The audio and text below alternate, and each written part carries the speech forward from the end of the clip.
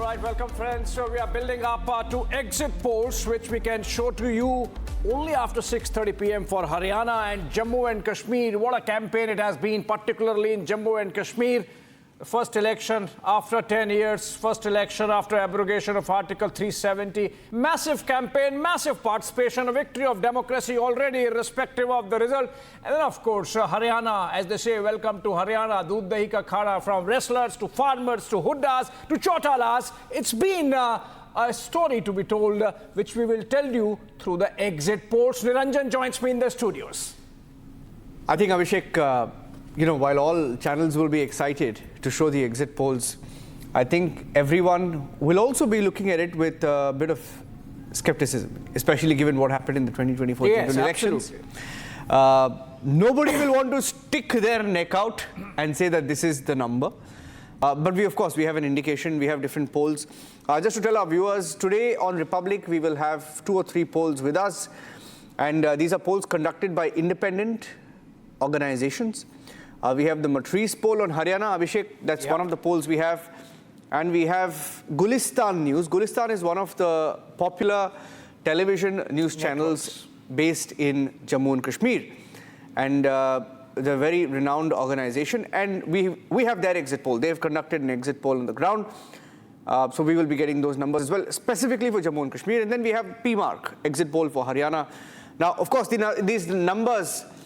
these numbers are already with us. Yeah, okay. At least a part of it, because the Jammu and Kashmir election is done. Yeah. You don't really have to wait now. The numbers are out because the exit polls were conducted when the final phase of elections took place.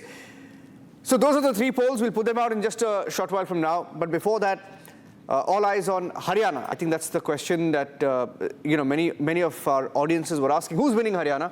Congress is super confident. Don't tell them yet. Don't tell them. No, I said they are super confident. Embargo of the Election Commission, Niranjan. No, I said they are super confident. Yeah. I didn't say they're winning the election. Yeah. Right? let's go across then to our correspondents on the ground. Abhishek, I think we have Riyanka. But we can discuss certain things. So, for example, Niranjan, as I see it, both in Jammu and Kashmir and Haryana, BJP is the incumbent. Yes. Right? If you look at it, in Jammu and Kashmir, in 2014, they made an alliance with the PDP and had a government, and then abrogation of Article 370, and then the rule of the Lieutenant Governor, which is, of course, of the centre, and the centre means BJP. So if you look at it in Jammu and Kashmir, so in Haryana, last 10 years, BJP has been in power. So there would be an element of anti-incumbency, whether it gets reflected in the results and through the exit polls. That would be interesting to see.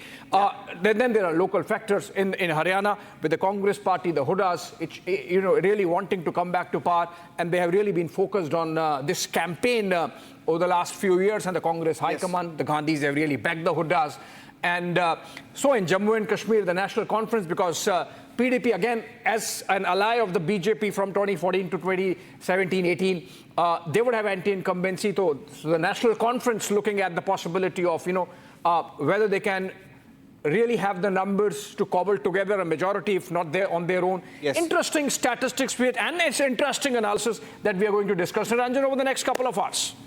Okay, so let's start then, Abhishek. Let's go across to our correspondents. First up, I think Riyanka is in Hisar, Akhil in Rohtak, Soumya joining us from Charki Dadri. Let me start with Riyanka. Riyanka, I'll take the first question. Yep, please do. You can take it from there. Riyanka, how's the turnout looking? Everyone's asking about the turnout in Haryana compared to the last election. Riyanka, so far.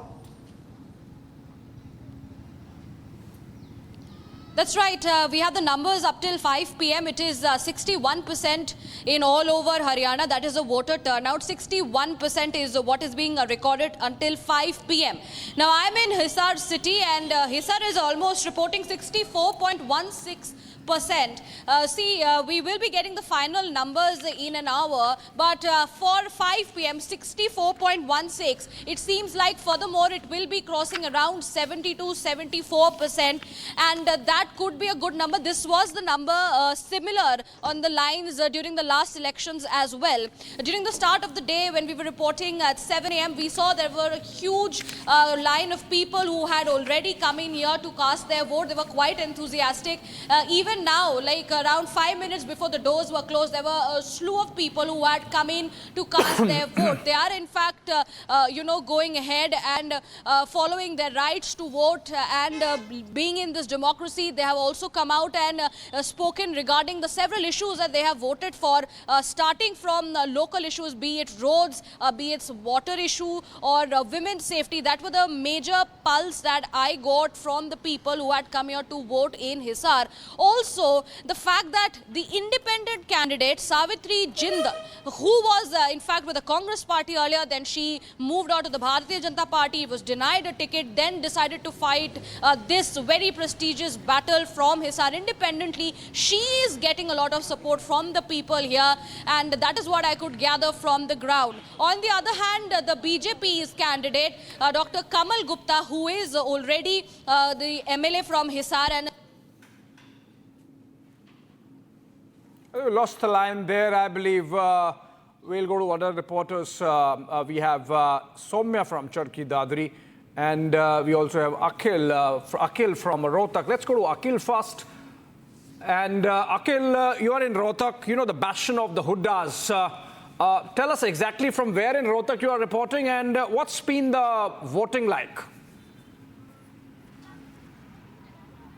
Well, Abhishek, if you see, we are in the very much constituency of Bhupender Singh Hooda. So there what we saw early morning that Bhupender Singh Hooda arrived over here to use his democratic franchise. Apart from Bhupender Singh Hooda, what we saw that his son also, Dipender Singh Hooda, joined him later on, and then family members along with him reached at the polling booth. What we are seeing at the ground, what we are witnessing at the ground, that the Congress party workers are looking for the change.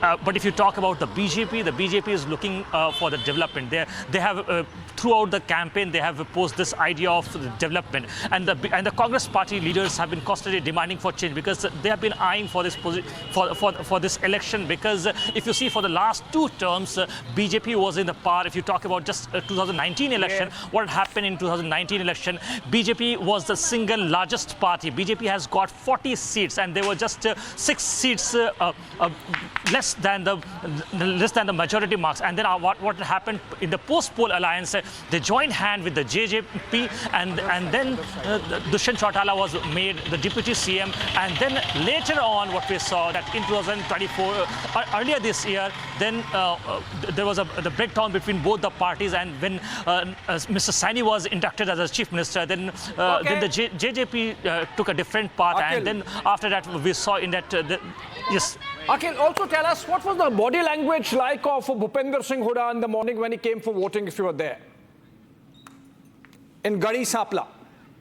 Absolutely comfortable. He was, yes, absolutely. If you talk about both father-son duo, they were very confident. They were saying that it's a time for change. They were constantly, we posed them the direct question that on what are the key issues on which they are contesting this election. They said that this time Haryana has already made up their mind, and this time they are going to form the government of the Congress party. Both of them seem to be very confident. They gave us a lot of time. They were here at the polling booth for approximately, I think, more than 25 minutes. Generally, what happens if a politician comes near a polling booth, they just come and then flee from the various spot. But what we saw today, Dipender Singh Hooda was very comfortable. Akhil, just come in here. Akhil, stay with me. Getting an award from Soumya. Yeah. Okay, quickly, one question from Soumya as well, and then we'll go into our different polls and panelists. Panelists, right? Soumya, where are you? What is the mood there in Haryana? I mean, can the BJP retain the state? Well, yes, right now I am in Charki Dadri.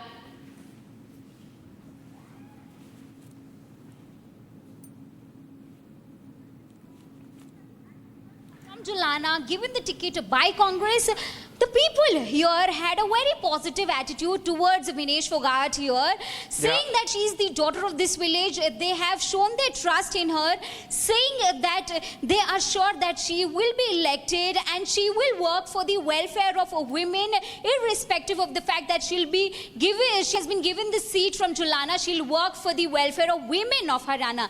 And now we talk about Charki Dadri as a seat and the key candidates here. Remember, it is the tale of 2 Sangwans, the 2 first-timer Sangwans, one of them being Manisha Sangwan from Congress. Congress has very smartly fielded her and betted on her philanthropist attitude and personality, given she has in the past run an NGO as well. Yeah. All right. All right, thank you so much, Soumya and Akhil and Riyanka for joining us and giving us that flavor from the ground, because remember, Haryana has voted today, of course, Niranjan. Jammu and Kashmir voted in three phases, and the last one was on 25th of September. It's been a while, and I'm excited about understanding, wanting to know what the numbers are going to be. Well, I have an idea about the numbers. You want the numbers? You want the numbers? No, we don't know the numbers, the methodology. I can tell you the numbers without telling you the numbers. Yeah, the methodology, yeah. Okay. We have 3 polls, Abhishek. Once again, I'm repeating them. For Haryana. Viewers who are joining, they need to understand what we are going to give them over the next 2 hours. Okay, so we have numbers of Haryana from 2 pollsters. We have 2 pollsters. One is Matriz. This is the Matriz exit poll, and secondly, we have the PMark exit poll, right? And secondly, on Jammu and Kashmir, we have an exit poll, very unique exit poll, because it's conducted by an organization that is established there called Gulistan News. Yeah. They primarily cover Jammu and Kashmir. Yeah. And they have done their own exit poll. They have a big presence on the ground. And Gulistan News has conducted a very extensive one. And I have a little bit of the methodology of Gulistan News, their exit poll. Can we show the methodology for the benefit of... I can explain the methodology. Yeah. I can explain it, Abhishek. As far as the Gulistan News methodology is concerned, we can't put out numbers till 6:30. We have 15 minutes for that. Yes. This survey was done across Jammu and Kashmir. It was done online and offline. More than 1 lakh people. They say that they've spoken to more than 1 lakh people. So perhaps this could be the biggest exit poll in Jammu and Kashmir. That's a huge that's a big number in terms of sample That's a big size, number. yes. So they're saying that they've spoken to 1 lakh people across 90 assembly segments during the survey. And online survey was also done after the polling in a phase-wise manner. So after every phase, of course, they've spoken to people, which is essentially what you will have to do when an exit poll is conducted. Right. Around 20 questions were asked related to polling. Yeah. 20 questions were asked. The questions were on the lines of, who are you voting for? Who do you think the next government should be? Yeah. Whose party manifesto was appealing to them? Candidates, their choice of candidates was asked for the chief ministerial post. Various other, and I'm reading from the methodology of the Gulistan News exit poll, various important points were raised by viewers which help us in conducting the survey. Survey was for the first time done in several areas. Right. Another unique aspect of it, survey was conducted for the first time in Karna, in Karen, Tangdar, LOC areas physically. Right. Physically. So there are a lot of firsts in Jammu and Kashmir. A lot of firsts in Jammu and Kashmir. A lot of firsts. In fact, it will be interesting. Let me try and ask the team there to join us live. It will be... sure. Let's try and get them live. Ishfaq Gauhar is from Gulistan News. We'll try and get him live on the show. So maybe we'll be able to put out, get a perspective from them, hear it from them firsthand, because I haven't heard of a more extensive exit poll that is conducted in Jammu and Kashmir with 1 lakh respondents. So let's go across to our panelists while we speak about Jammu and Kashmir. Yeah. Okay. We have Sardar R.P. Singh representing the BJP, Raman Malik, political analyst, joining us live from Delhi, leans towards the right. Ratan Sharda also joining us, author, RSS thinker, leans towards the right, and ranged against the BJP. We have Reena Gupta, national spokesperson of the Aam Aadmi Party, Aditya Gupta, PDP candidate, and he's going to give us the views of the PDP, and Wahid Para.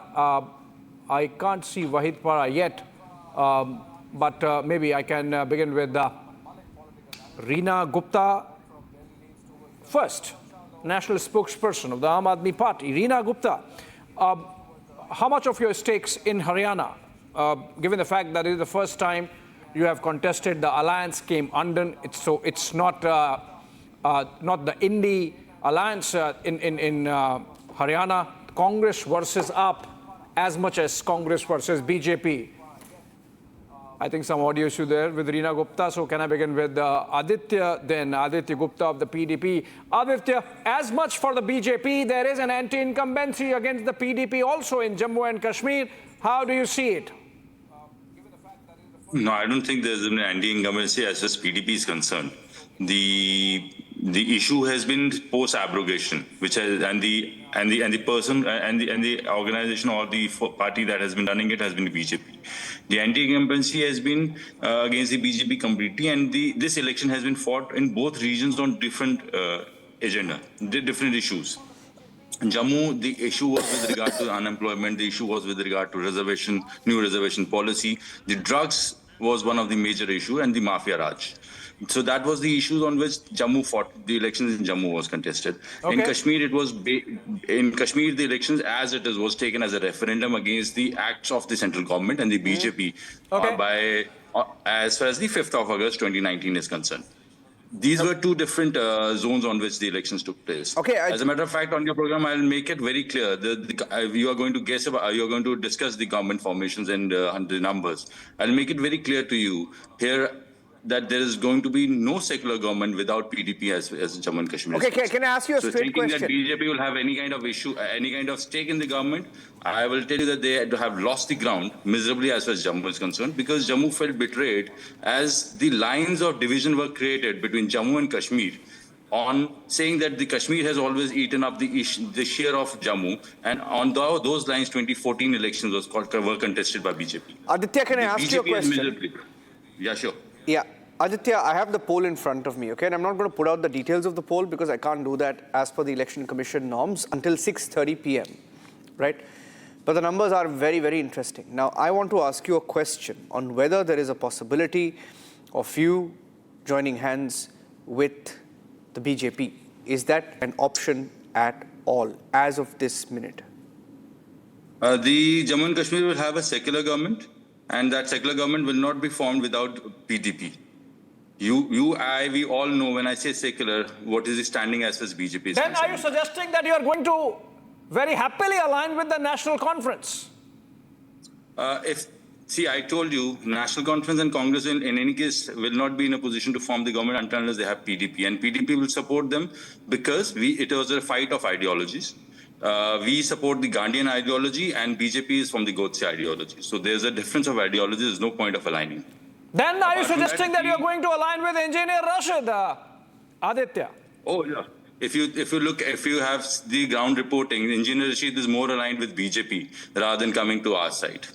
And okay, so you're not aligning with the BJP, you're not aligning with the NC, you're not aligning because NC is an alliance with the Congress, you're not aligning with the Congress, you're not aligning with Engineer Rashid. Who's left? Who's left? Who said we are not? See, unless the numbers come out, you have the numbers in front of you. You know what I'm saying. You know what has happened in these three phases. See, no party I'm sure no party has gained as... Very interesting. Looks like you also have access to the exit poll. Looks like you also have access to the exit poll, Aditya. I have contested elections on my own. Moved from door to door. Very interesting. Aditya, very interesting. Can I ask you a question? You have worked with BJP in the past, right? Is there any possibility, or are you saying that as a party you've shut the doors on the BJP?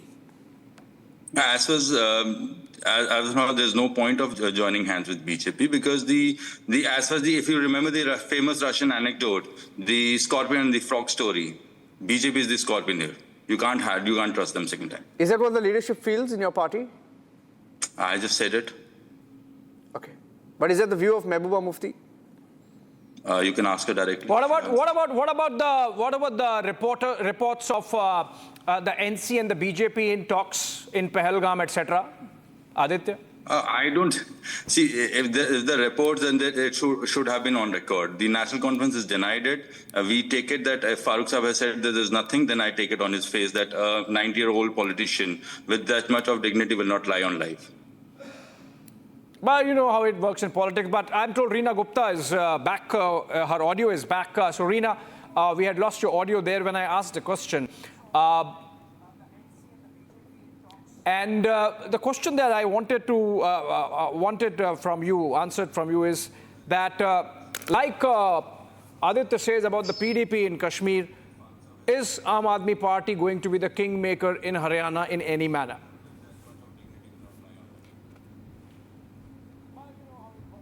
Absolutely. हमने बहुत बढ़िया से चुनाव लड़ा है और बहुत हरियाणा की जनता का प्यार मिला है. जब रिजल्ट आएंगे तो आप देखिए कि आम आदमी पार्टी का प्रदर्शन बहुत अच्छा होगा. But why the I'm alliance getting an came echo. Can you under? please get this sorted? No, she's getting an echo. I think that's why she took a little bit of time to respond. I think we'll fix that echo, Reena. I think that's why she took time to respond. So I'll fix that. While I fix that echo, Reena Gupta, can we just fix that echo, please, for Reena Gupta? Ratan Chadha, why were you smiling when Reena Gupta was saying that Aam Aadmi Party is going to be the kingmaker? Why were you smiling? One, I wish AAP takes more votes than people think it will take, because that will help BJP. Secondly, their surveys all through these years have been so fantastic that they predict the route of BJP, route of Congress, making the majority government in Haryana, Gujarat, and wherever they fight. So their bombastic claims is what made me smile. You can be positive, you can be at the same time not go overboard. So that is why I smiled. I wish them well, but that's why I smiled. Okay, so let's get in Sardar RP Singh also in the conversation now. Sardar RP Singh, the two states, the exit polls for which we are going to discuss in a while, in both the states is the BJP, which is the incumbent in many ways. In Haryana, of course, 10 straight years. In Jammu and Kashmir also, if you believe that the LG administration is centre's rule and the BJP is in par at the center. So obviously, if there is anti-incumbency in both the states, it's against the BJP, Sardar RP Singh. Well, yes, BJP is in the center, but you missed on what Aditya said. Aditya said that they are going to form an alliance with NC and Congress, and is going to be, as per them, PDP, NC, Congress government. There's a Gupkar alliance, they are probably saying that they'll form the government as a Gupkar alliance. If that is true, then the people would have voted sensibly, because this was categorically stated by Mr. Farooq Abdullah even before election, or during election also. He said that need be, we will take support from PDP also. And people in Jammu would have voted quite consciously, keeping in mind that the Gupkar alliance has come together to grab the power, and they know the background of the Gupkar alliance. So let's hope. I mean, you exit poll will tell us what is there in the exit poll, but people know that whether to vote for the people who talk about separatist thought process, people who thinks that Afzal's hanging was wrong, or people who not to vote Pakistan. Okay, RP Singh, let me ask you a question. RP Singh, let me ask you a question. He didn't answer about Haryana. He didn't ask about answer about Haryana, but Reena, Reena's audio is fixed. Coming to you, Reena, I want to ask him a question on J&K. I want to ask him a question on J&K and coming to you. If you fall short of the numbers, and if there is a situation where you will have to tie up with a party, let's say the PDP, it's a hypothetical situation, but it's possible. I have the numbers in front of me. I can't reveal the numbers for another 5 minutes, right? Will you tie hands or join hands with the PDP? Is it a possibility at all? At all? Well, I'm categorically saying no to any possibility for joining hand with PDP. We have to cut this the clip. national conference? No, we'll cut a clip. We'll keep your clip, RP Singh. With this clip at 6:26 p.m. 6:26 p.m. on the 5th of October. Give me a second, sir. Give me a second. Yes. I spent 35 days, and also from where our good friend Mr. Aditya Gupta was contesting, Jammu East also. Yes. Mark my word, I don't know about your exit poll, we'll be good enough to form the government on our own with the support of certain independents and certain other parties also, other than PDP, from the valley. Okay. Niranjan, on that note, Raman Malik, coming to you just on the other side of a short, quick break. And Reena Gupta also. Just taking a short break, coming back. We're staying live. We're coming back straight with the numbers. Stay tuned.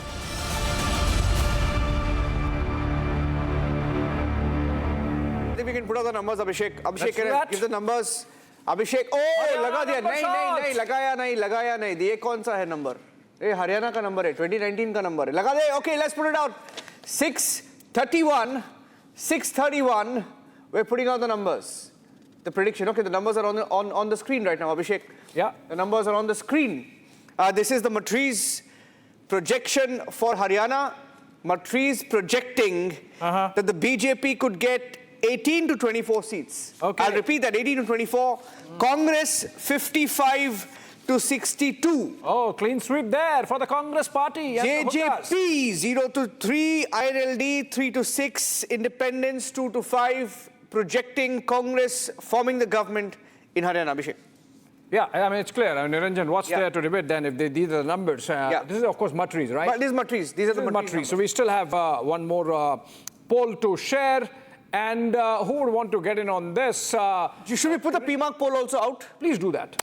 Do we have the poll ready? Discuss. Okay, I don't have that poll yet. So then go to Reena Gupta. Reena, so you are not in a position to be kingmaker because the Congress party does not need a kingmaker. So perhaps the decision of the Congress to not have an alliance or seat sharing with the Aam Aadmi Party seems to be working for them, Reena. देखिए, let the results come out. We have traditionally not done very well in surveys. अभी result का wait करते हैं, तब एक बार बात करेंगे फिर से. लेकिन एक बात बस मैं कहना चाहूंगी, आज सुबह को खट्टर साहब ने एक फोटो ट्वीट करी थी वोट डालते हुए, और उसके पीछे टूटा फूटा स्कूल दिखाई दिया. उनको ऑनलाइन इतना बैकलैश पड़ा कि 10 साल हो गए, आप स्कूल भी सही नहीं करवा पाए. उनको वो ट्वीट डिलीट करनी पड़ी. जिस समय उन्होंने वो ट्वीट डिलीट करी, उसी समय आम आदमी पार्टी की जीत हो गई, क्योंकि आम आदमी पार्टी ने हमेशा से मुद्दों की राजनीति करी है. और आज हमने ये दिखा दिया कि जहां जहां जिस स्टेट में आम आदमी पार्टी जाएगी, चाहे हरियाणा जाए, कहीं भी जाए, हमारी मुद्दों की राजनीति रहेगी. और हम सारी ट्रेडिशनल पार्टीज को फोर्स करेंगे कि आप जनता के मुद्दों पे बात करें. आज जब खट्टर साहब ने वो ट्वीट डिलीट करी है, शर्म के मारे कि 10 साल के बाद आप हरियाणा के सरकारी स्कूल नहीं सही करवा पाए, उसी दिन आम आदमी पार्टी की हरियाणा में जीत हो गई. और देखिए, धीरे धीरे जैसे हम और सारे स्टेट्स में भी जाएंगे, इसी तरह फोर्स करेंगे सबको काम की बातें करने की, मुद्दों की राजनीति करने की. हरियाणा में भी बढ़िया रिजल्ट आएगा. बहुत बढ़िया से हमने चुनाव लड़ा है, पूरी 90 सीट पे चुनाव लड़ा है. जनता का अपार हमें समर्थन मिला है. बहुत बढ़िया हमने साफ सुथरे कैंडिडेट्स उतारे हैं चुनाव में. और देखिए कि हमारे समर्थन के बिना सरकार नहीं बन पाएगी. रिजल्ट आने का वेट करिए. Let's do that. We have a second poll on Haryana. Should I also put that out so that before we go across to the other panelists, just to give us a sense of what the pollsters are saying. I mean, let's also confess that most of these pollsters got it wrong in 2024 general elections, right? Ratan Chadha smiling. He was there when we discussed these numbers. Ratan Chadha, that's a fact. I mean, you can't deny it. I mean, most of them got it wrong, right? But anyway, we tell you a reason. Yeah, there is a reason. You got to do. Niranjan, reason is that our voters are very clever. They mask their preferences. True. I had doubted that last time also. True. They are no more near telling the truth. Yeah. Can I put the second one out with your permission, Ratan Chadha? Do we have the PMARC poll? Please. Can we put that out on screen? Not yet, but I'll say it, Abhishek. Anyway, we have you want to announce it? Some numbers. I have the numbers. Should I put it out? Yeah, okay. Okay. So PMARC is predicting 51 to 61, Abhishek. That's the range they've given. 51 to 61 for the Congress party. 27 to 35 for the BJP, others 2 to 5. But the overall trend is clear in Haryana that at least two pollsters, Matri's and PMARC, saying that the Congress is ahead, saying that the Congress is likely to form the government as of this moment. RP Singh, you can absolutely disagree with these exit polls, but then still we would want to know what's going on in your mind. In both the exit polls by Matri's and PMARC, the Congress seems to be clearly coming to power with complete majority. Well, Congress was coming to power in Chhattisgarh and Madhya Pradesh as per the exit poll. What happened? Wait, because the permutation and combination will be drawn and everything will be known after another probably 10 hours. You will probably change your figures after 10 hours when the exit polls come. This is usually too early. People have not voted till now. People are still in queues as per my information. So just wait. I mean, I'll appreciate because I remember Madhya Pradesh, everyone jumped the gun and everyone said, yes, that we are losing badly. But what happened later on, we all know. I have to make a very small point. Aditya Gupta, you contested well in Jammu East. And I have a good feedback about you. That We'll discuss Jammu and Kashmir back in a bit, but Raman Malik, let me get you in here. The party you sort of are soft on, the BJP, seems to be heading out of power in Haryana as per both the exit polls that we have, the PMark and the Matri's exit poll. The PMark is giving between 51 to 61 seats to the Congress party with 44% vote share, and the Matri's poll is giving Congress party anything between 55 to 62 with 35% vote share. So in a way, either way, it seems like the Congress getting Haryana clearly. Niranjan, thank you for calling me in. Let me just give you another picture. Do not forget Chhattisgarh. And I am telling you, on the 8th, I very strongly believe that the EVMs are going to be cursed. And they're going to be cursed bad. Now, I have a simple philosophy on which I'm saying this. If these numbers hold true, as both of your pollsters are saying, it is not just BJP that is going, it is also Mr. Hooda which is going. You mark my words, what happened to Bhajanlal, what happened to Bansilal, would happen to Mr. Hooda also. And Mr. Hooda is such shrewd a politician, he will not let that happen to himself. What are you suggesting there, Raman Malik? What are you suggesting there, Raman Malik? My suggestion is that if the seats are beyond 45 for Congress, Mr. Hooda would be thrown out and some puppet would be put in place, which Mr. Hooda would not let happen. Okay. That is one part of it. Yeah, before we the second part is... Yes, okay, go ahead. Finish your point.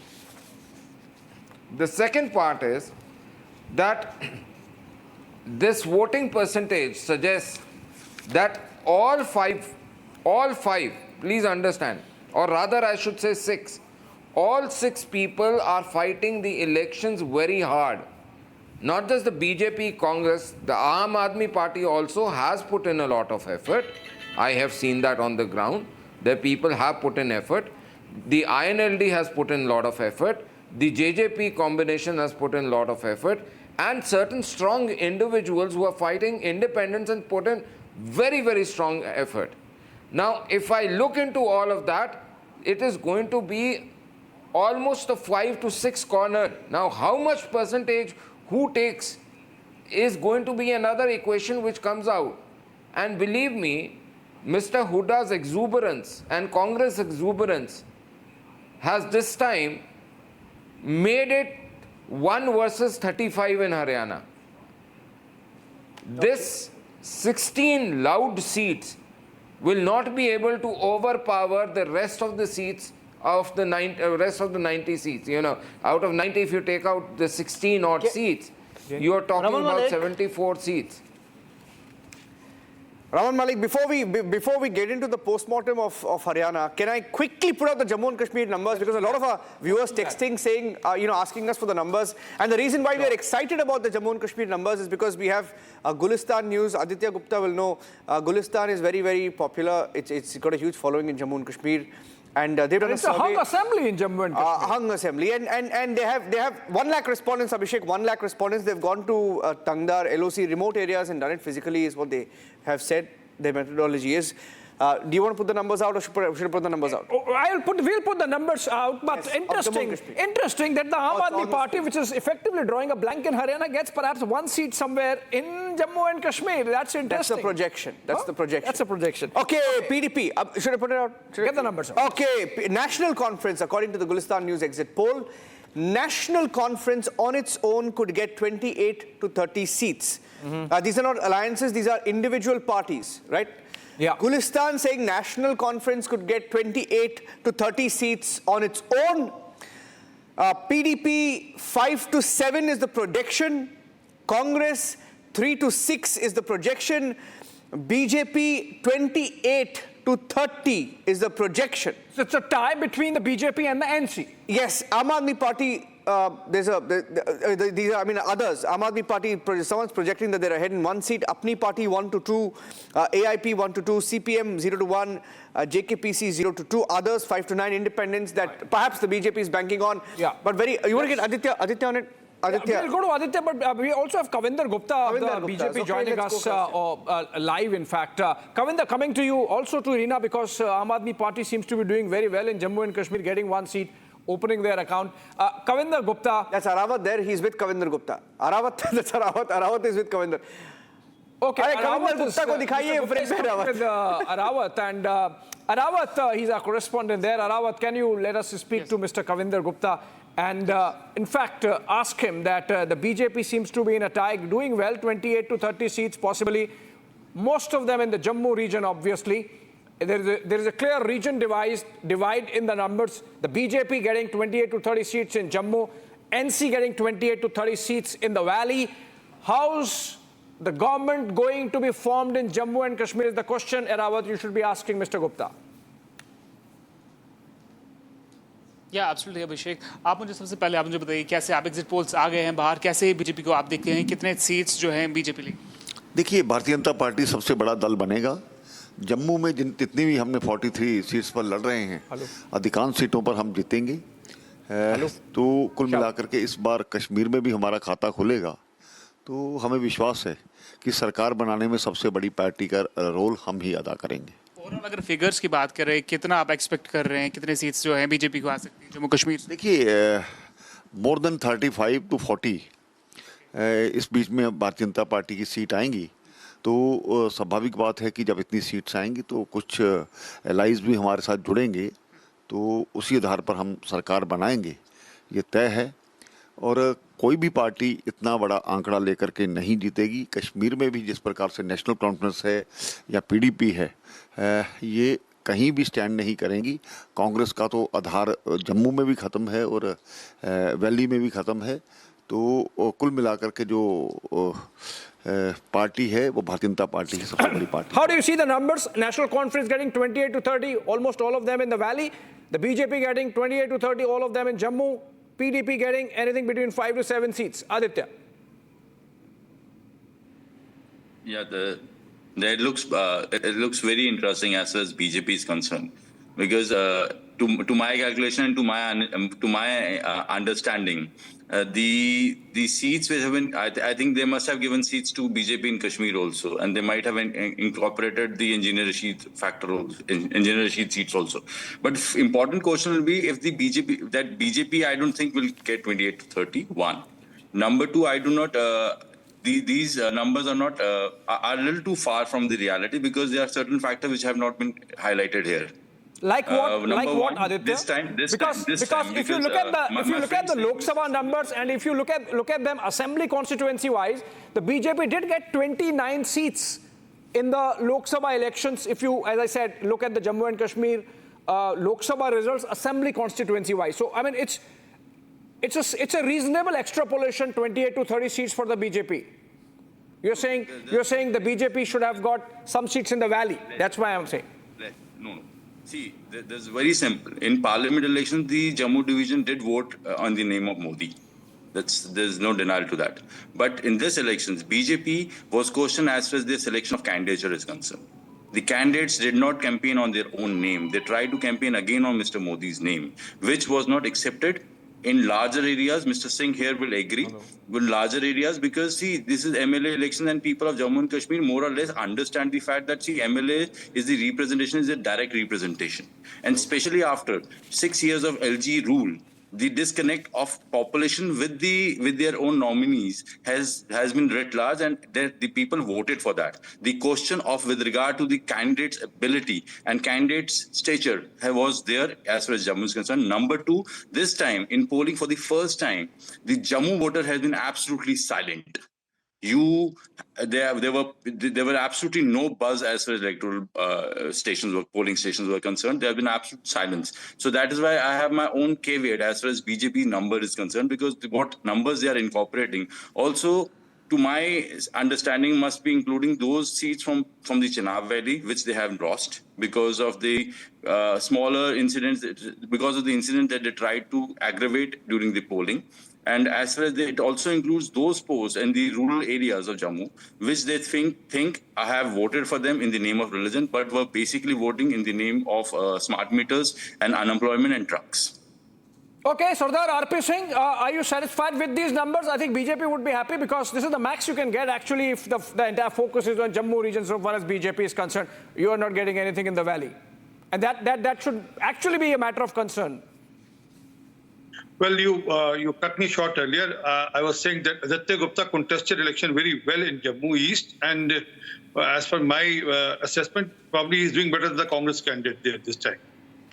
None of them are winning, but he's probably doing better than the Congress candidate. But that point aside, the issue is that if we get 30 seats even, as per your projection, even then we will form the government. Mark my word. How? Because give me a second, allow me to complete, sir, please. I mean, because there are a lot of people who are winning as independent in the valley, and then that number is 8 to 16.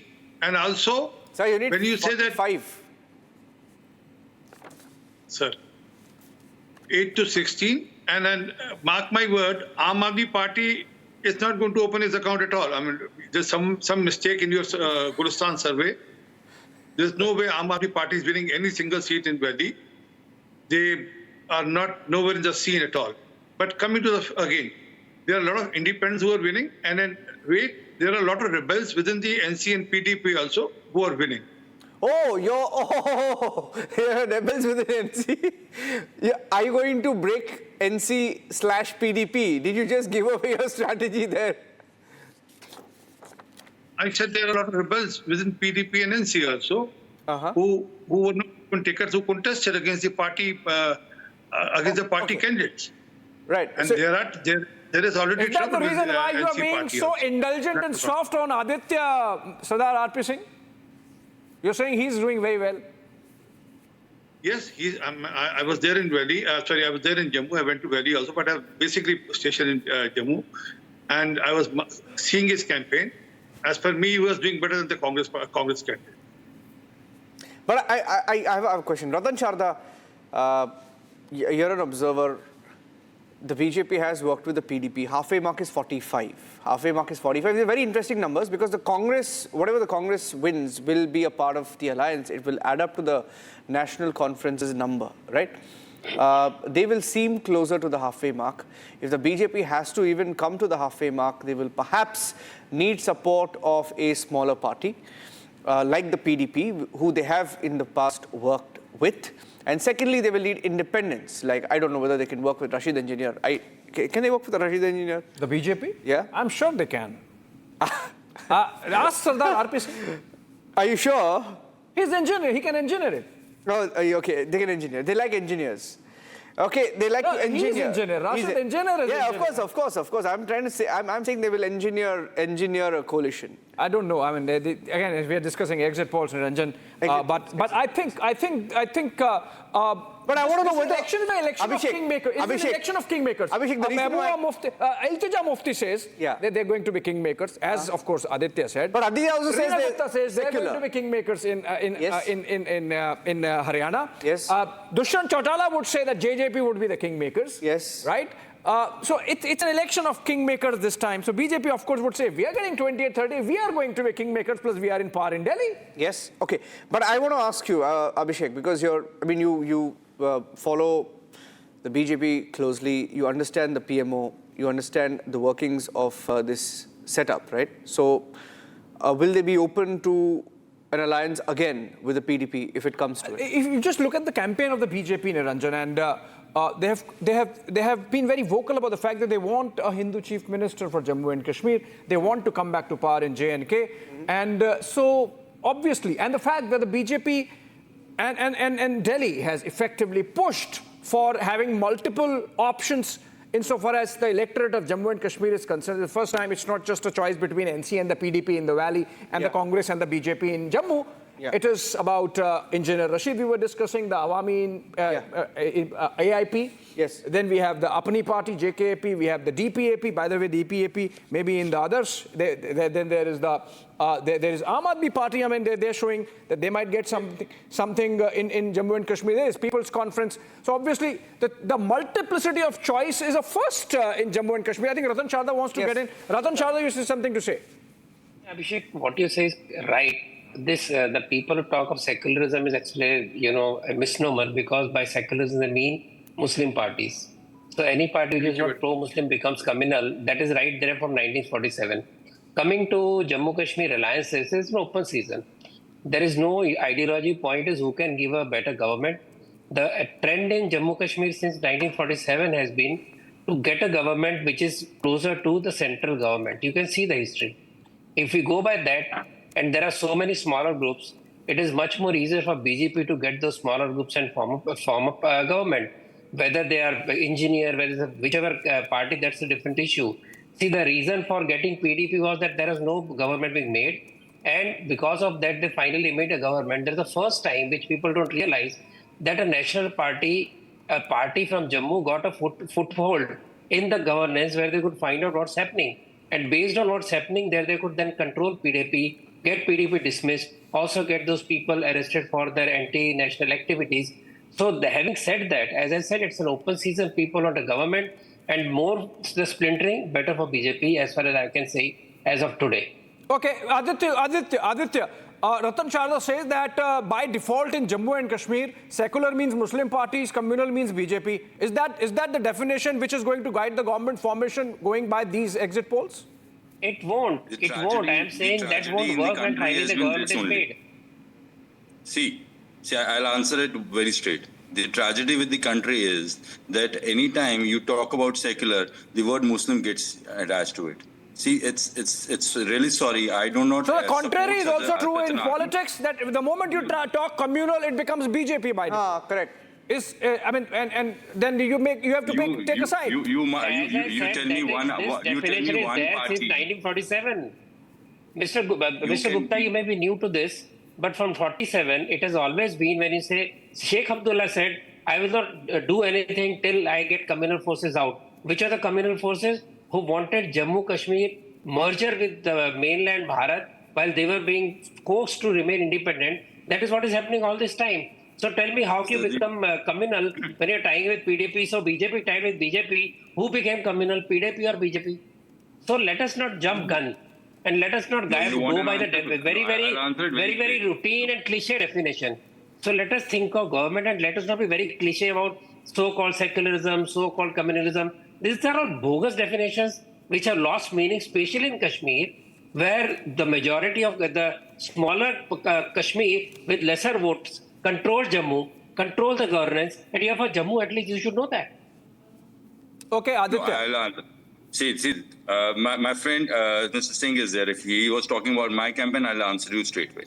Always the normal has the general perception in Jammu has been that it has been the Kashmir and the Kashmiris who has taken our share. I have, during the campaign, asked one simple question to both the political parties, BJP as well as Congress, who have ruled and have been representing Jammu.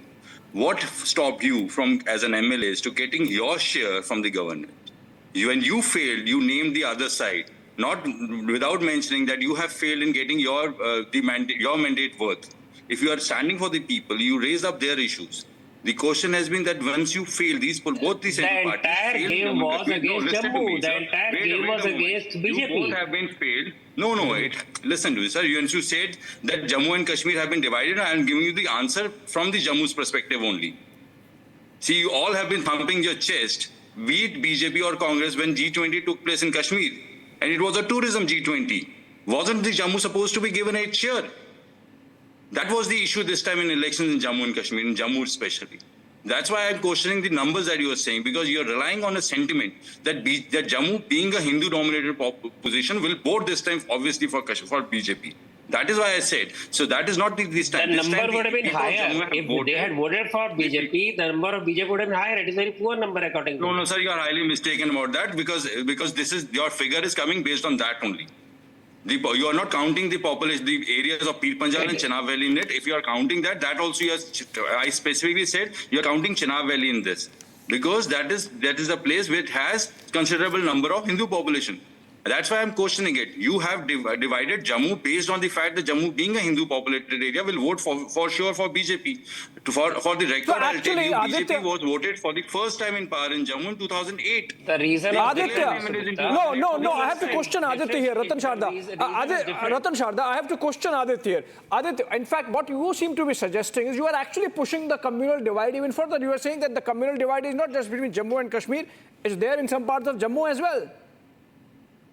And that's why you're questioning the numbers. The election has been contested on that. I contested election from PDP. I come up, the basic issue that was projected against me by BJP was this on this line only. What are you? I am telling you what I faced. Mr. Singh sitting here can answer it. Increasing number of Jammu was wrong idea? Are you saying Jammu doesn't deserve better number of seats than what it got for last 70 years? Are you saying that? I am saying people. Are you saying by increasing number of seats in Jammu it was a mistake because it was communal? Your argument is very hypocritical.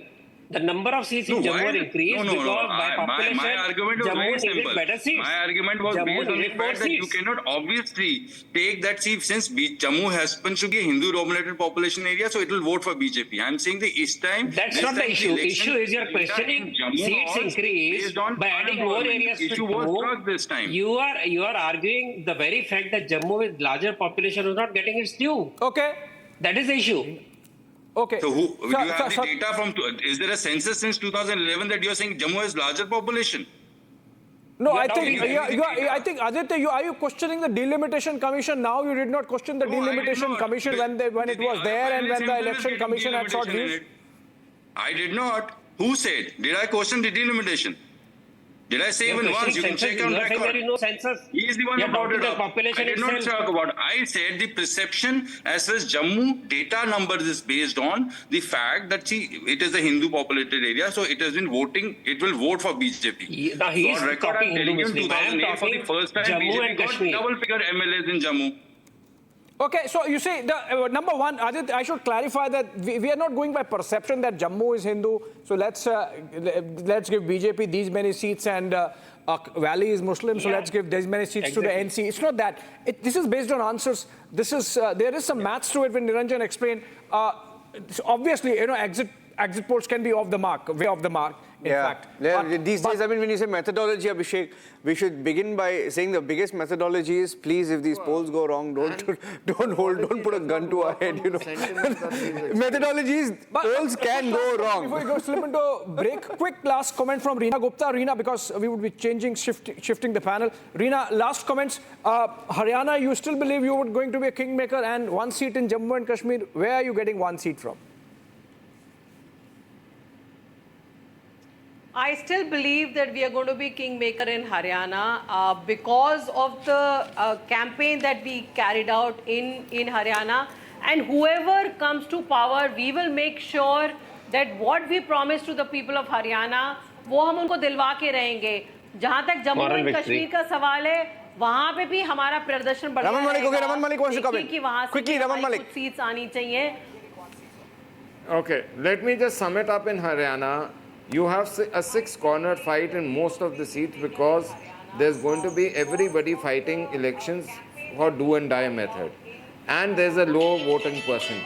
You will see wins by major two parties with very small margins, and I would not be surprised to see that it turns out as a Chhattisgarh and you have a BJP government for the third time also. So basically the sum total is that the BJP is hoping that a division of votes because of multiple players in the elections, as in Haryana, so in Kashmir, helps the party, and that's why something like Chhattisgarh might happen. Niranjan, we'll take a break. The BJP does not agree with these exit polls. We'll take a short break and come back with the exit poll coverage. We have 3 exit polls with us, 2 from Haryana, 1 from Jammu and Kashmir. Taking a break, coming back, stay with us.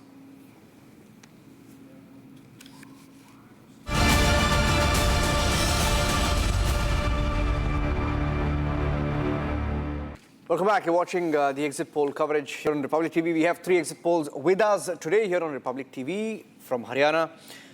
Matriz has done an exit poll. We have the PMark exit poll once again putting out the numbers on your screen, and we have the Gulistan News, a very popular news station in Jammu and Kashmir, their poll for Jammu and Kashmir. Are we throwing the numbers first, Niranjan? PMark poll, okay. PMark poll projecting 51 to 61 seats for the Indian National Congress, Congress Plus in Haryana, projected to get 51 to 61 seats. The vote share there, Abhishek, that they're projecting is 44%, which will be more than double what they managed in 2019, if it happens, if it's true, if these are accurate projections. The BJP expected to get 27 to 35 seats. That's the PMark projection. Expected to garner about 37% of the total vote share in Haryana. And the others, of course, 2 to 5. There are many smaller parties in Haryana, and they're expected to gather the 19% of the vote share. Expected to win about 2 to 5 seats. But let's go back to the seat share, because that's all that matters to form a government. Two polls, both Matriz and PMark, clear that it could be the Congress party. It could be the Congress party forming the next government in Haryana. And Jammu and Kashmir also, Niranjan, if we can get the numbers. Okay, Jammu and Kashmir, let's put the Jammu and Kashmir polls out. Gulistan News has projected National Conference to get about 28 to 30 seats. Putting out those numbers, let's get the Jammu and Kashmir numbers, please, on the screen. Gulistan exit poll for Jammu and Kashmir projecting National Conference to get about 28 to 30 seats. PDP anywhere between 5 to 7. Congress 3 to 6, BJP 28 to 30, Aam Aadmi Party, Apni, AIP, all the others combined winning seats significant, and there are independents as well between 5 to 9 seats. So the numbers show that there is no party/alliance getting to the halfway mark. It's a hung house. It's a hung house. You can put it out properly. Yes, it's a hung house. It's a hung house. Hung house projected in Jammu and Kashmir. First election after 10 years. First election and a hung house, and for all the hype about the independents and people like Rashid, the engineer, it appears that they could play a huge role in whoever forms the government next. Yeah, absolutely. Let's introduce the guests also, Niranjan. We have a fantastic panel for a conversation over the next 1 hour on both Haryana and Jammu and Kashmir, the numbers of which we showed to you, friends. Let me introduce Charu Pragya, national spokesperson of the BJP. She's joining us live from Delhi. We have Zainab Sikandar, columnist, live from Delhi. We also have Salman Nizami, spokesperson of the DPAP, the Ghulam Nabi Azad Party in Jammu and Kashmir. He's joining us live from Srinagar. We also have Dr. Pirzada, political analyst, leans towards the NC. And it's interesting, it's going to be interesting to listen to him, because the NC gets 28 to 30 seats. And there has been this talk that in the valley, it's been a pro-NC sort of sentiment on the ground. Then we have Pratik Som, national spokesperson of the JJP in Haryana. He's joining us live from Gurgaon. And Ahmad Ayaz, political analyst, leans towards the Congress, live from Srinagar. If I could begin with you, Ahmad Ayaz, hung house in Jammu and Kashmir after 10 years, first election, maximum number of participants electorally that Jammu and Kashmir has ever seen, and still a hung house. Or you think that this is along expected lines? Surely it is on expected lines that it has to be an hung house, and there's not even a single party which will have a majority to the extent that they will be in a position to form government on their own. So it has to be an alliance. The maximum number from is supposed to be with the National Conference maybe around 32, and then next it would be BJP around 28 or so, and then it would be the Congress maybe around 15, and then PDP around 7, and rest maybe 8, 9, that would be all independents. So as such, it is supposed to be a coalition government. If we see that two possibilities are there with the alliance. Either it has to be in India bloc governance in Jammu and Kashmir, or else it has to be BJP, NC with the BJP. Charu Pragya, NC with the BJP, are you going to buy the bet? Why NC with the, what? He said NC with the BJP. So Charu Pragya, that's going to be a very strong government, Charu Pragya, by the way. Are you going to buy the bet? Let me first begin by complimenting the citizens of Jammu and Kashmir on a very successful election and a very important one, because this is the first one after the abrogation of Article 370 and 35A. And the sheer number of people who've turned out to vote after this actually shows that democracy is what is truly back in power. Do you remember a time when all these other political parties used to rule the roost in Jammu and Kashmir? People were not even safely allowed to vote. That is one reason why the voting percentage used to remain lower. At this point of time, I am very confident that BJP is going to get absolute majority on by itself. And there are no doubts about absolute that. Majority. When you look at the development that has come to the state of Jammu and Kashmir, the kind of infrastructural development, apart from that, human resource development, the way the younger people have got different avenues, not just political party stooges passing on stones in their hands and there not being much opportunity to study better or work better. All of that has changed. We've seen a record number of tourists flowing into Jammu and Kashmir. Yeah. We have seen VVIPs, international delegates visiting Srinagar at the time of G20. So this is a complete landscape change, and all credits to Modi government for making that happen. When we look at the projections, these exit polls, I am very confident that when the results come 2 days later, it is going to be much better than what is being projected even now. Charu, you know, howsoever politely, but you sort of snubbed the NC. Dr. Pirzada, आप सरकार कैसे बनाएंगे? It's neither the BJP nor National Conference they are getting the numbers. From where would the numbers come? I wish you good evening to all of you. I see this exit poll as is a road to highway. I don't take it as a gospel of truth. Neither are we. But then this is very indicative. Yeah. I am telling that this shows a road to highway where we are leading towards. But at the same time, I see the insights out of your figures. Those are being projected on my screen. That NC has remarkably done fairly good in this contest, touching 28 to 30. That means its performance has been exemplary. And at the same time, the PDP has gone downslide. It has not performed better. And at the same time, the BJP in the Jammu division, where the euphoria was created that such things have been done post-abrogation and all that, but the performance does not show is not synced with the euphoria that was created. And inevitable is the coalition government. There's the inevitability. Coalition government, obviously. But then the question is whether it would be between the NC and the BJP, whether the BJP would cobble together numbers from amongst these independents and others who are substantial in number at 16 as of now, and or whether the NC would be able to, get them on its side. That's going to be interesting. And then let's ask Salman Nizami, because you are, Salman Nizami, going to be one of those independent players in the others category, DPAP perhaps. I don't know whether the party would open their account, but Salman Nizami, how do you see the numbers?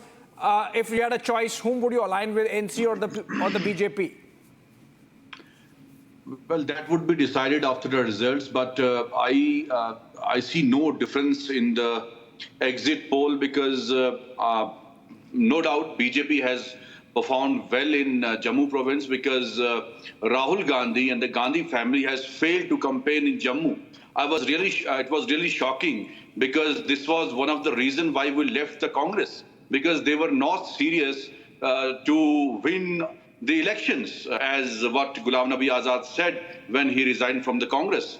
So BJP, entire cadre of BJP was present in Jammu. They were camping in Jammu for more than 1.5 months.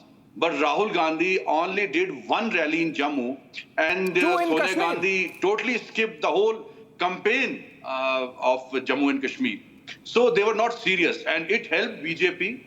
And I think the important role will be played by the independents and the parties like DPAP, Sajad Lone, Altaf Bukhari, even Engineer Rashid, because Engineer Rashid was the leader who defeated Umar Abdullah with more than 250,000 votes. So but it seems to be not doing well, Salman Nizami, this time around. In the assembly elections, people perhaps are not very enthused by the Engineer Rashid's AIP.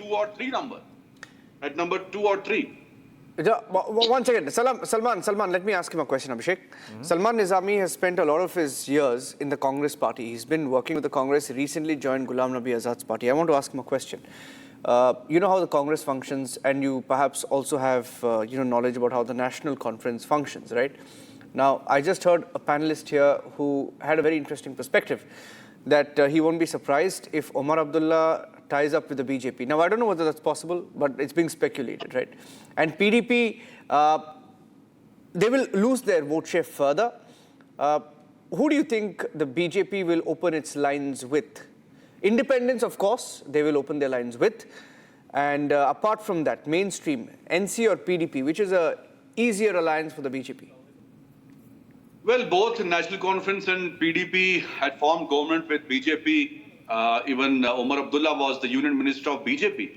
Even Mehbooba Mufti was Chief Minister of BJP. I don't think that even you mentioned in your opening remarks that Davinder Singh Rana has claimed that Omar Abdullah met 2-3 BJP leaders in 2014. So they have not countered yet that it is wrong or the claims of Davinder Rana were not true. So I think there is a possibility that NC can go with BJP because the Congress has not performed well and their alliance partner has totally failed.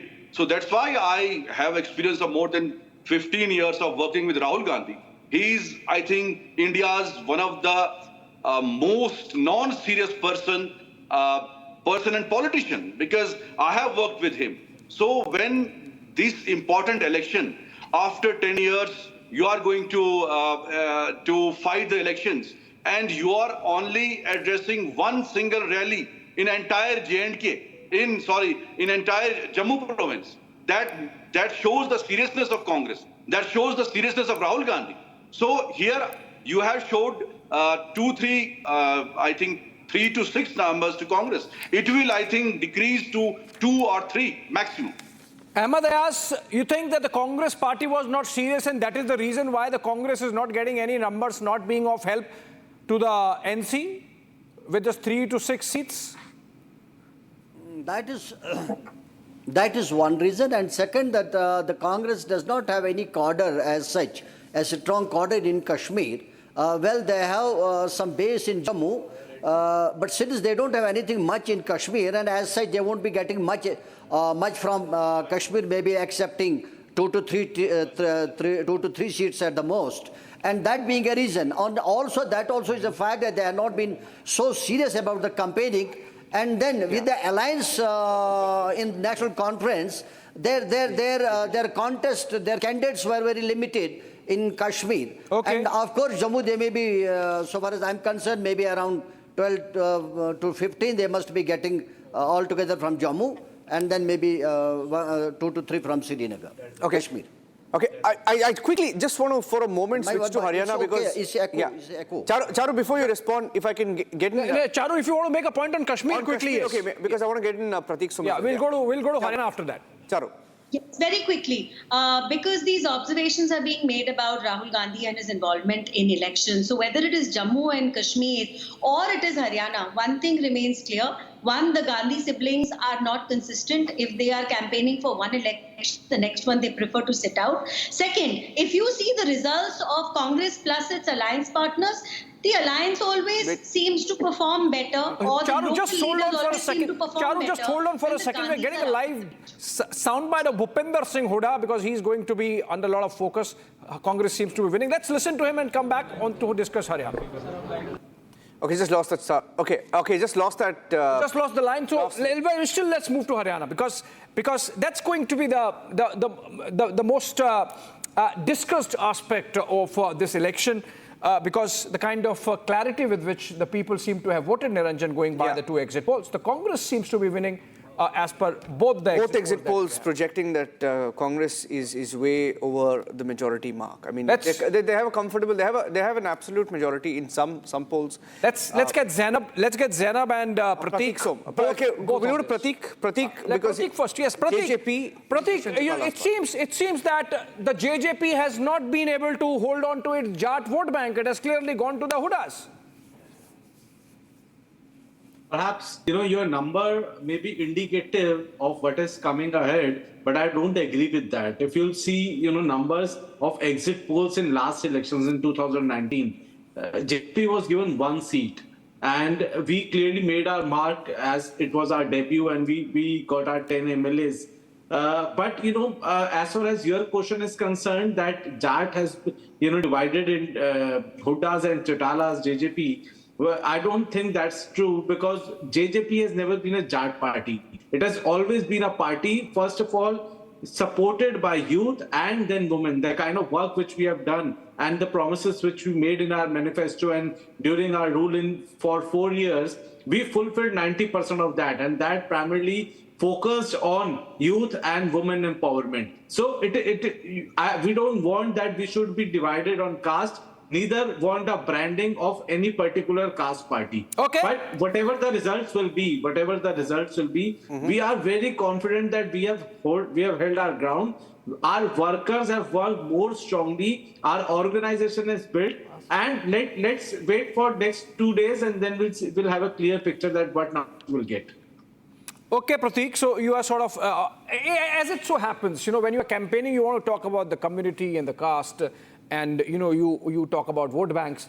But after the campaign is over, you're talking about results, you don't want to talk about the caste. In this case, of course, it seems Zainab, another Jat party in a way, RLD, how do you see the Haryana results panning out? This is what the BJP expected. BJP would have thought that if the Jat vote gets divided between the Huddas and the JJP, then maybe BJP still has a chance, but seems not to be having. See, from the get-go, the reality is that even perception-wise, Congress was always winning Haryana. I mean, and the murmurs have been there for the last few years, that Congress is coming back to power. And the main and definitive answer for that is the farmers' ire, towards BJP, and nobody can deny that. So, the build-up to that was that no matter how much we try to say idealistic and not talk about caste, which is an idealistic state, I personally feel we should not harp on caste every time.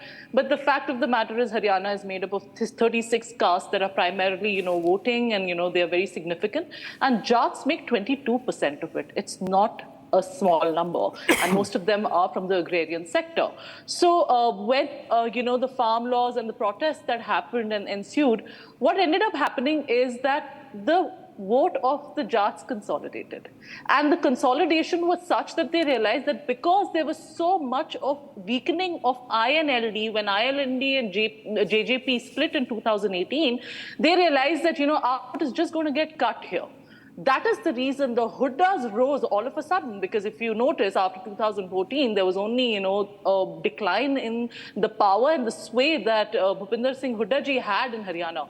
But all of a sudden, it came up after the farm laws, because the Jat vote consolidated and realized that let's put our vote in one place, let's vote for the Congress. This, I'm saying as a political analyst, this is the factual reality of what's happening on ground in Haryana. When I speak to other leaders from across party, everybody has the same opinion on it, and that is the reason that Congress's perception-wise was gaining so much in Haryana. When it comes to developmental work and what happened, of course we can say BJP did a great job. Okay. I come from the can we get the Hooda bite? Can we get the Hooda sound bite? There seems to be some really tectonic shift happening in Niranjan there in politics of Haryana. No, I've just got this alert. I need to check it, because from Bhupinder Hooda has said we will get a huge majority. Congress will form the government. But on the Chief Minister's post, he has said, yes, MLAs will select the CM. There is a possibility that Kumari Selja can become the Chief Minister. Why not? I don't know. That's huge. That's huge. If because Kumari Selja has not contested. She has not even contested in the areas where she has a stronghold. And she's the one who was sidelined. She's the one who met the Gandhis complaining that I'm being treated as a nobody in the Haryana Congress. And now Hooda says that maybe even she can be the Chief Minister. Can we listen to him? Yeah, let's listen into it. Stay. I mean, I'll come to you, Charu. I know you want to get in, but let's listen to Mr. Hooda. अपना हिसाब होता है, लेकिन मेरा exit poll से मतलब नहीं, मैं तो सुबह से कह रहा हूँ। अच्छा, आपके मुताबिक क्या कुछ ऐसे फैक्टर्स रहे कि बिल्कुल ही हरियाणा की जनता ने एग्जिट पोल में इस तरह से कांग्रेस को बढ़त दी? ये फैक्टर सबसे बड़ा फैक्टर रहा 2005 से 2014 तक कांग्रेस की सरकार थी, उसकी उपलब्धियां, और 14 से 24 तक इस सरकार की विफलताएं और करप्शन और आपके नॉन परफॉर्मेंस इसमें हर वर्ग इससे विमुख हो चुका है। सर कौन कौन से ऐसे इश्यूज हैं जिन पर काम करना चाहेंगे? बेरोजगारी है, कानून व्यवस्था है और शिक्षा है, स्वास्थ्य है। सर एक सवाल ये है कि सीएम पद को लेकर भी सवाल हैं। अब तो एग्जिट पोल में लगभग सरकार बनती हुई नजर आ रही है, तो आपको लगता है सीएम आप ही? ये तो आप लोगों का सवाल है, मैं तो कई दफा कह चुका, एक सवाल का बार बार आप लोगों का काम ही ये है। सवाल ये है, कांग्रेस की पद्धति है, एमएलए बनेंगे, उनसे उनकी राय जानी जाएगी, हाईकमांड फैसला करेंगे, जो भी फैसला करेंगे मंजूर होगा। शैलजा जी भी अलग सबका अधिकार है, आप भी उम्मीदवार हो सकते, कोई ये थोड़ा ही। आप भी अपना put your hat, who say no, this is democracy, everybody should aspire, और जितने ज्यादा उम्मीदवार होंगे इसका मतलब उतनी कांग्रेस पार्टी मजबूत है। आपको लगता है शैलजा जी का भी अधिकार है? क्यों नहीं है? हमारी सीनियर लीडर है वो, क्यों नहीं है? Okay, I mean, yeah, it's sarcasm. Sarcasm. Yeah, I mean, he's taking pot shots at the media person asking questions. Yeah. I was confused, Abhishek. I thought I was missing something, but I was not confused, but I was excited that, oh my God, Bhupender Singh Hooda is living his sannyas moment, it seems, in that sound. Someone was speaking about it. I mean, one of our panelists said that this could be a moment when Hooda will be pushed out. No, but Zainab was making a very important point and very valid point, it seems, and Charu should want to respond to that. Charu, as what I understood of what Zainab is saying is that the farm laws, the farmers' protest, yes, the manner in which the BJP went after it, the Singhu border, the Shambhu border, all have come together to, translate into this wave for the Congress party. No, absolutely not. And I'm going to speak with facts and numbers now. Let's first remember that when we look at the trend of votes in Haryana, BJP's vote share has consistently gone up even after the farmers' protest. So right now I'm talking about the 10% vote share that Haryana used to have 10 years ago for BJP, which went up to 33% in 2014. It went up to 36% in 2019. And in the last elections, 2024, we actually crossed 45% plus. Now, another point, Zainab, you need to understand is that when everybody is hell-bent on dividing a state into caste and communities, that's not how governance happens. I happen to be a Jat from Western Uttar Pradesh, and the ground reality is this. After the farmers' agitation, Western Uttar Pradesh was completely swept by Bharatiya Janata Party in the 2022 state elections. Similarly, even if you look at the vote share of BJP in 2019 Lok Sabha elections to 2024 Lok Sabha elections, in Jat land, in Jat seats in Haryana, BJP has actually gained from 12 seats to 15 seats. So the numbers speak for themselves. The Jats are with the Bharatiya Janata Party, and frankly, I think India has come to a point where political parties, analysts, opposition, everybody needs to understand that you cannot keep dividing people on the basis of their religion, their caste, their community, their creed. We have to look at governance and deliverance. That's the first thing. And like I said, I've given you numbers. The votes, whether it is the vote share or it is the seats, they have consistently gone up in Jat-dominated areas, whether in Haryana or in Uttar Pradesh. But I would want to counter you on that, Charu. Since you yourself brought out your Jat background, you see, the fact of the matter is the BJP gave the Baghpat seat, which your father held, to the RLD. And obviously it was because the BJP believes that they don't have a very big Jat leader. And in any case, if you look at Haryana over the last 10 years, the BJP's plank has been get a non-Jat chief minister and try to consolidate the anti-Jat vote. So in a way, the BJP had anyway washed its hands of the Jat vote. It was expecting that there would be a split between the Hoodas and the JJP, which it seems is not happening. No. So, when alliance happens, it happens for reasons which are more than one or two seats which are given to an alliance partner.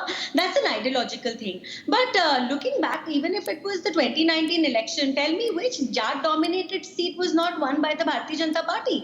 And in Haryana, today the exit polls are showing a clean sweep to the Congress, yes, but we also have to into account the fact that BJP has been in power for 10 years. We have to take into account that sometimes these exit polls are not on point. We saw that happen with Chhattisgarh. We saw that happen with Madhya Pradesh. The last elections, the 5 state elections we have had are a clear indication of that. And let's come back to the point of governance. Also, when we look at Congress managed and governed states in the country today, let's see how they have fared. Let's go and speak to the people in those states, whether it is Karnataka, whether it is how people fared under the Congress regime in Rajasthan, what is happening in Himachal Pradesh. So you make these lofty promises and then you are in such a sad situation that you cannot even be paying salaries to your professors. So that is the situation that Congress has party. been having to Can I get JJP? Yeah, Zainab. I just want to get Pratik I'd like Som's... to make a quick point, please. Okay, sure, go ahead. Okay. Look, I'm here, although you introduced me as a RLD spokesperson, but I'm here in the capacity of a political analyst, as your guest had asked me. So right now, I'm basically crunching the numbers. That's what I'm here to do. So when it comes to crunching numbers, you basically say what is the ground reality, and I'm just mentioning that very clearly. Now, I'll tell you another thing, because even I don't take exit polls so seriously. There are 2 chinks in Congress's armor also. And one of them is the INLD allying with BSP and the JJP allying with ASP. What you have to realize is the Congress too was really banking on the scheduled caste flag, the SC flag, which amounts to 20% of the population of Haryana. So they themselves, because in the last general election, the Lok Sabha election in 2024, Congress gained a lot through their SC votes. Now, when these 2 alliances have happened, Congress can and will lose a lot of votes because the votes will get divided. Secondly, the factionalism within the Congress is one of the greatest problems that Congress has faced for years, decades. And we see it in every state unit, right? So it's not like every number on this exit poll is accurate. But the reality is, we are just defining what's happening on ground. And on ground, perception-wise, Congress is winning. And the reasoning is what I mentioned in my previous point. And of course, we should not talk about caste and religion. I'm the last person who likes to talk about caste and religion. And Charuji has been on many debates with me. And I have, kept on harping on this. But reality of the matter is people do vote on caste. That's why right now, even in Western Uttar Pradesh, where my party is, RLD, we talk about, people were talking about caste. Why are you mentioning the Jat-dominated seats? We do talk about caste, although the idealistic way is not talking about caste and voting as people on developed... Charu, I'll come to you. I'll come to you. Just one point on the caste. Until you formed an alliance with the Bharatiya Janata Party, your party won no seats. Your party actually won 0 seats in 2014. But as an ally of the BJP. Dominated areas. But as an ally of the BJP, Charu. You're misunderstanding me. What I'm trying to tell you is... BJP, that clearly shows that the vote is coming for governance. The vote is not coming on lines of religion and caste. I'm telling you, in Haryana... But in Haryana... The ground reality is based on this, unfortunately. But that's all. Would have won in 2014 and 2019 as well, right? Sorry? Which it didn't. RLD didn't win in 2014 and 2019 because you contested elections on the caste flank. Only when you joined hands with Bharatiya Janata Party and talked about development and good governance, that's when you won seats. Now that is a fact. No. RLD does not at all like to mention itself as any caste party. Our leader is very clear on this. Kisan and we party. have never mentioned it or harped upon it. It's just perception, people's perception, which I'm talking about right now when it comes to Haryana also. Please, you read Jayantji's speeches and you see what his spokespersons speak. We have never spoken or boasted of a caste when we appear on TV, and this is something we don't do as a party. I think you've got it wrong. Pratik Som, this is the first time Congress, Rahul Gandhi has been talking about caste survey, Niranjan, for a while. But this is the first time, perhaps, caste survey is one of the guarantees of the Congress party. And this was in Haryana election. Pratik Som, you think caste is not a factor? The Congress party seems to be taking the cake, having its cake and eating it too on the caste census issue. See, as a young politician, I feel that it is most unfortunate, and I've been also listening that to women panelists on the debate, that in this era when we are talking about artificial intelligence, climate change. I was there in Harvard last whole year, and I was seeing their country talking about the progressive things. about AI, about climate change, and we are stuck in Dalit, Jat, and all those things on the caste survey. What will this bring to our politics, and how the people will follow us? They'll get into this trap. We as a party, Dushyant Chautala as a leader, tried to break this, and we tried to bring women into politics. We were with the party who promised women of Haryana that will bring you in the politics. We made law of 50% representation of women in Panchayati Raj institutions. So that is the kind of politics we need at this point. But I want to make an honest confession at your show that, the association with BJP, we have faced the wrath, the brunt of 10 years of anti-incumbency. Now it gets interesting. I make this honest confession because they have given the most unpopular CM for 9.5 years, who have given statements to common people of Haryana who asked for jobs and said, "Agli baar Chandan jayega to usme aapko bitha ke bhej denge." And even their normal karyakarta, they've been told when they face tough questions that Hisar se aapka MLA haar raha hai, that karyakarta of BJP was reprimanded and he was told, "Pakad lo isko, bhaga do isko." So that kind of attitude, I must admit and give an honest confession that we have faced more wrath and brunt of being with BJP, and this is the mistake which my party has done. My party leader has already made this statement, but we would want in future that the politicians, especially the young politicians, should not get into the trap of a Jat, Dalit or caste survey. We should talk about the more important things like artificial intelligence, climate change, and how the economy is to be grown. This is more important, I feel. Yeah. Okay, Charu, that's a straight challenge coming in from your erstwhile ally, JJP, that they have paid a price for aligning with the BJP, and it's a mistake their leadership made. Prateek Soap says that, Charu. And I also have a question, if I could add to it, that the fact that you had to change your chief minister 9 years into and 4 years into the second term obviously has something to do with the BJP's tackling of anti-incumbency. So, changing of the chief minister, when done in an organized and disciplined manner, is not something that has happened for the first time, and it is not something that has happened only in Haryana. It has happened in Gujarat, it has happened in Karnataka, and we have seen that sometimes a change of leadership is also required. Also, let's focus on the fact that every time there is a change of leadership, BJP makes an effort to bring forward younger people. In the last elections, where we had 3 new chief ministers, the average age of chief ministers went down by 20 odd years, which is a massive leap. It's a generational leap, and that is what we are focusing on. To get in new leaders, the older ones will to make way, make space, and that's fine. So when you talk of anti-incumbency, it's not like Khattarji is already not in a position of power in the center. That's one thing. I think Anil Vij's soundbite is coming. Can we just cut into it for a second? Okay, we lost the soundbite. I think we lost the soundbite. We lost the soundbite. Charu, Pragya. Sorry, my sound was cut. Should I repeat? No, please go ahead. No, we were getting a soundbite of Anil Vij, but that is just sort of ended, so you can complete your point. And then we can go back to Kashmir after that. Yeah, Charu, basically the point you were making was that Mr. Khattar has not been removed, only his assignment has changed. But then the message on the ground is different. The message is that you had to change the chief minister because maybe there were perception issues. Bringing in younger people is very important. If you look at the Congress camp today, forever it has been Huddaji and Huddaji alone. Can you tell me one more prominent leader which is being allowed to lead the way? There is nobody, because there is no younger leadership which is being nurtured, and there I feel is a party with a difference.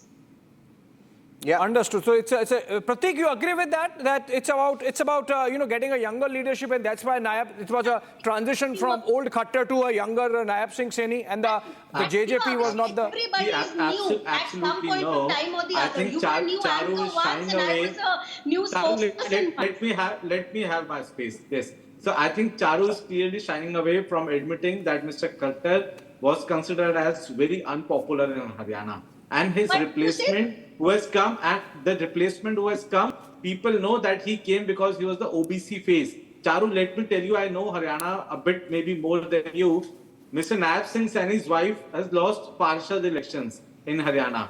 So this is just for your information. Okay, Nayab Singh Saini is speaking. Hold on. Charu, hold on. Nayab Singh Saini, Haryana Chief Minister, is speaking. जो पिछले 10 वर्षों में कार्यों को देखा है, हर वर्ग के लिए काम हुए हैं। हरियाणा को क्षेत्रवाद से मुक्ति दिलाई है, हरियाणा को परिवारवाद से मुक्ति दिलाई है, हरियाणा से जो भेदभाव होता था उससे मुक्ति दिलाने का काम हमारी सरकार ने 10 वर्षों में किया है। हमें पूर्ण विश्वास है कि हमने जो हरियाणा को एक नई गति विकास की देने का काम किया है। 8 अक्टूबर को भारतीय जनता पार्टी तीसरी बार बहुत बड़े मैंडेट के साथ आ रही है। आप सीएम आप कह रहे हैं कि तीसरी बार बनने जा रहे हैं? बिल्कुल तीसरी बार सरकार बनने जा रही है। और अनिल विज बोल रहे हैं कि मैं अगली मुलाकात आपसे सीएम रिहाइश में करूंगा। नहीं आइए, अच्छा है सीएम के तौर पे। हाँ अच्छा है ना, वो नेता है। ये एग्जिट पोलों की पोल कई बार पहले भी खुल चुकी है, तो मतदान हो रहा है, लाइनें लगी हुई हैं, अभी तो अंतिम व्यक्ति तक ने वोट डाली नहीं है और अभी टोटल परसेंटेज भी नहीं आई है, एग्जैक्ट परसेंटेज, उसको आने में टाइम लगता है। तो कैसे बता देंगे आप?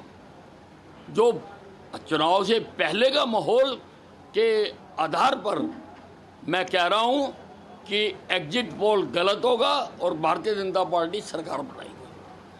तो मानते हैं 8 तारीख को आंकड़े बदलेंगे। 8 तारीख को Exit polls could go wrong. Exit polls could go wrong. Not saying that. Yeah. But then आप कैसे बता देते हो? It's called an exit poll because it happens over a period of time. Does that translate to BJP having an outside chance in Haryana? Is the question. I don't know. Looks unlikely. Looks unlikely. Do you want to ask that question? Zainab, you think the BJP leaders are just putting up a brave face there? The chief minister and the senior minister in the government there, both. Actually, thank you for asking me this question, because then I'll give you another interesting fact. Do you know the last 3 assembly elections that have happened in Haryana have always been neck and neck? So I'll give you some numbers, if you will allow me to. In 2014, in 27 constituencies out of the 90, the vote of victory margin was less than 5,000 votes. In 2009, it was 31 constituencies in which the victory margin was again less than 5,000 votes. And in the last 2019 election, the victory margin of 25 constituencies was less than 5,000 votes. So basically, Haryana as a state has always been very interesting. You know, you cannot compartmentalize it, which is something I said from the beginning. I think the point I was trying to make was just being misunderstood, that as much as we should avoid caste politics, on ground, perhaps it is a reality, and you cannot judge who is going to vote how. You know, that is the beauty of democracy. And therefore, in Haryana, it's always been a neck-and-neck election, and you cannot just give, these exit poll numbers so much of seriousness. But yes, there are certain ground, surveys that happen, and in that, mostly the wave right now in Haryana is Congress. So BJP putting up a brave face or not is another question. The reality of the matter is, in the last 3 assembly election, it has been a neck and neck competition. And Haryana BJP in the last 10 years has always emerged victorious because they're very organized in the way their post-poll alliances also work. Please remember that. So, it's something that we have to wait and watch. October 8th will be really the final day that we'll get to know what happens. Interesting, but Charu, since Zainab mentioned this aspect about neck and neck contests in Haryana, it's interesting. Niranjan, yes. I'm going through the P-mark numbers of our survey, yes. of our exit poll. Yeah. And it interestingly gives BJP between 27 to 35 seats. Correct. Now, why I say interesting, in the context of what Zainab just said, the BJP last time had 30 seats. Yeah. On the higher side, they're still showing 35. It's just that the JJP might not get 10 because the number here is, I think, just 2 to 5 for others, which means the JJP, I don't know whether they get 1 or 2 seats. Prateek, you think you just can't be kingmaker this time, unfortunately, for the JJP? See, it is not about being kingmaker or not. It is about we have held our ground despite difficult situations. So, the last 5 years, we have seen almost 2.5 years have gone through Corona. And then we have seen the largest agitation, which JJP was neither part of, neither was, there in the decision making which central government took and then basically retracted. So, as I admitted in my before submissions that this has, of course, given us harm more than good. But we have to face the situation. But the good part we see is that our workers are intact. Our organization is completely built. We are not in the same situation as we were in 2019. And there is a big road ahead for this coalition. Let me tell you, Chandrasekhar coming in Haryana and joining hands with JJP, it has given a very positive message on the ground, especially to the youth workers. And as you were dividing us in Jats and SCs and in various communities, let me tell you that Chandrasekhar also has a positive following like Dushyant Chautala ji. And when we formed this coalition, both of the leaders gave this statement that this coalition is going to go there for next 40 years. Both of the leaders are of 36 right now, and both of the leaders have committed themselves for both in Haryana and in UP as well.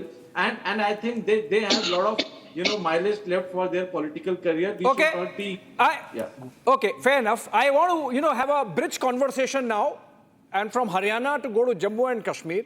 And let me take that bridge question to Charu, and then of course we get our panelists from Kashmir and Jammu. So Charu, you think that the BJP 35 on the higher side in Haryana and same as NC 28 to 30 in Jammu and Kashmir has an outside chance to really get a toehold, get a toe in the government making? Like, can you be a player? I mean, I'm sure the BJP with these numbers would be a player in Jammu and Kashmir. You Haryana also, you can somehow cobble together numbers. Do you see an outside chance? So let me tell you this with a lot of responsibility and confidence. We are going to be making the government in Jammu and Kashmir. And the reason for that is that one, so many times the sample size of surveys could be small. So, Two, a lot can I of just the pause you there? Can I just, for a second, pause you there because this, just to tell you, I don't know whether you heard the initial part of this, the Jammu and Kashmir poll especially. This is called the Gulistan News poll. They're a pretty popular. No, 1 minute. 1 minute. It's a 1 lakh. No, 1 minute. We haven't so far. This is their poll. It's not our poll. It's their poll, and they have done polling with 1 lakh samples in Jammu and Kashmir, which is not a small number. It is a huge number, even if you look at it nationally, and they've done it in very remote areas, including LOC, Tangdar, etc. Right? And it is a very big poll comparatively. Go ahead. It's not a small poll. No, agreed. But like I said, it is still not the entire electorate. So the sample size is always that, a sample size. And that is not always indicative of the end results. So looking at the way Jammu and Kashmir has been in the last 10 years, I will again say this, I'm very confident that the next government is going to be one which is going to look for development, look for employment opportunities, look for infrastructure improvement, look for better infrastructure for tourism, so on and so forth, to get industry into Jammu and Kashmir, and that is going to be a BJP government, or at least a BJP-led government, if not BJP in complete But who will you tie up with? 1 minute. Charu, 1 second. Let me get Salman Nizami also in. Right? Salman Nizami, BJP is confident of forming the government, right? They obviously can't do it by themselves. They will have to do it with independents. They will need a party. They will need a party with them, right? If you think they can do it on their own with just independents, it doesn't seem like they can. What's your take? Well, either they have to go with national conference or with independents. Even I think that because I was campaigning in the entire elections, and I saw a lot of anger against Umar Abdullah as well, even against Mehbooba Mufti. Because when Umar Abdullah was the chief minister, in less than 6 months, more than 150 innocent Kashmiri boys were killed. It was Umar Abdullah who introduced pellets and bullets in Kashmir. PSA, TADA, SCF task force were introduced by Umar Abdullah. So I think independents will play a major role, and maybe they are proxies of BJP or not, but they can support the Indian Alliance also, or even BJP. But the numbers which you are showing, I don't agree with them, because NC will not cross 20 or 25. So it is my ground assessment. So, and Congress is almost nowhere in the picture, and PDP will maybe will cross 5 to 6 seats. But the situation on ground was totally different what you are showing, what exit polls are showing. Because I have traveled to Grace. There is NC, BJP, even DPAP. The fight is triangular. So I don't think that National Conference will cross 20 or more than 25 Okay, seats. Salman, what next for... And Congress is nowhere in the competition with BJP in Jammu province. Yeah, in Doda, we are contesting in 3-4 seats. And in Pir Panchal region, there is NC versus BJP. Congress is not in the picture. So I don't think that National Conference will cross more than 25 seats. 20 seats. My follow-up to you is what next for Ghulam Nabi Azad? I mean, if you know, the numbers are not looking hopeful. I don't know what the final results will be. But if these numbers are indicative, what will the role of Ghulam Nabi Azad be? We only contested on 20 seats, and you are showing 16 seats to others. Maybe we can win half of the seats, and that will be decided by Ghulam Nabi Azad himself. Okay. All right. Interesting. Ahmad Ayaz, you felt at the beginning that that there could be a possibility, a remote possibility, you said, of National Conference tying up with BJP. Why did you say that? Why? Because you know, there are two main factors which I see. One, that the National Conference leaders would like to be comfortable first in politics as chief minister, whoever it may be. And because they are not the leaders like Kejriwal who will protest on roadsides and then would like to get arrested. I mean, they are not that. So that way they would like to be, they will see their comfortability first as chief ministers or as the government. And second being, they have a big manifesto, you know, the manifesto which has aspirations of the people, which they have, you know, projected in the manifesto. And then how to see those through, those are very important. See, right now, people have difficulties, they are undergoing some situations which the government, which the National Conference too has promised them. And the only thing is, if they tie up with the BJP, then possibly, BJP, I mean the government at the center, which obviously is the BJP. So possibly there are certain things which could be sorted out, which could be settled in sort of, you know, common minimum program, which possibly it may not be through with the India bloc. Like so what? That being a reason. Like what? No, what? Like what? Like what? Like what? No, India. Election was fought. Can I make one thing very clear, please? Now, BJP has thought that if you have a common minimum program in an area such as Jammu and Kashmir, you will be able to do good for the people. We have made that mistake in the past, and I believe in my personal capacity, my party is not going to make that mistake again. We are very pro-nation, we are very pro-India, and we are very clear about separatist ideologies, we are very clear about cross-border terrorism, we are very clear about the kind of people we want to support in leadership in Jammu and Kashmir specifically, because it has been a struggle of my party since its inception that Jammu and Kashmir be restored to its original glory. We have worked very hard for it. That is not going to be compromised. Okay. Okay. Dr. Pirzada. May I respond? I want to get Dr. Pirzada, with your permission. With your permission. Make a comment? Niranjan, one quick point. Okay. Now, if you look at the environment in Jammu and Kashmir today, you look at the way Lal Chowk lights up with the colors of our tricolor. You look at I have the a confession. Our festivals are being celebrated. I agree with you. All I want to add to that. indication. I want to add to that. In fact, I was there in this year. This year I was there in January. I was there for a considerable period of time, maybe about 4 or 5 days. And I was in Srinagar and I traveled to different parts of Kashmir. And I was very, very proud. I was very proud. In fact, I'll tell you, I've spent about close to 15, 20 years in a newsroom, right? I'm a desk guy. Every Friday, until about 10 years ago, right? Every Friday, in the afternoon, the first story that would break into our newsroom is stone pelting here, stone pelting there, protests outside this mosque, that mosque. It used to happen, it used to be a reality. Salman Nizami knows that. Every Kashmiri panelist knows that. That used to be the reality. Today, it's not like that. And this is it. This is the truth. Dr. Pirzada, it has changed. You can't deny the fact that Kashmir has seen a wave of change. Certainly, there's a change, but at the same time, you know, young people do not mind because they are too young. They were caught stool pelting is the current of history, but those are not the incorrigible criminals. Those are such a swayed by such sentiment at the time, but they need to be brought back home to allow to them show them amnesty, allow them to lead normal life.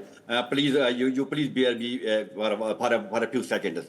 Number two, this discussion should have you have belatedly returned to Jammu and Kashmir. We are craving for your attention, but it has mostly the time has gone to Haryana. Though we appreciate at the same time Haryana, you are involved in the Haryana, but should have returned to Jammu and Kashmir as well. This discussion should have actually reoriented people because coalition governments are now inevitable. A new phenomena is now evolving. You have this platform as a duty. My colleagues, my learned guests on the panel, we have a duty to enlighten the people, to bring them as a sort of an assimilation, to adjust themselves in a new political phenomena, such as coalition governments.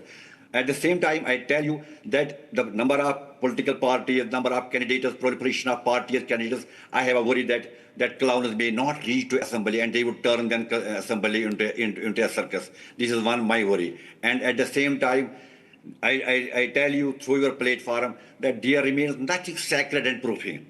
When parties come together, even we can make North Pole and South Pole work together.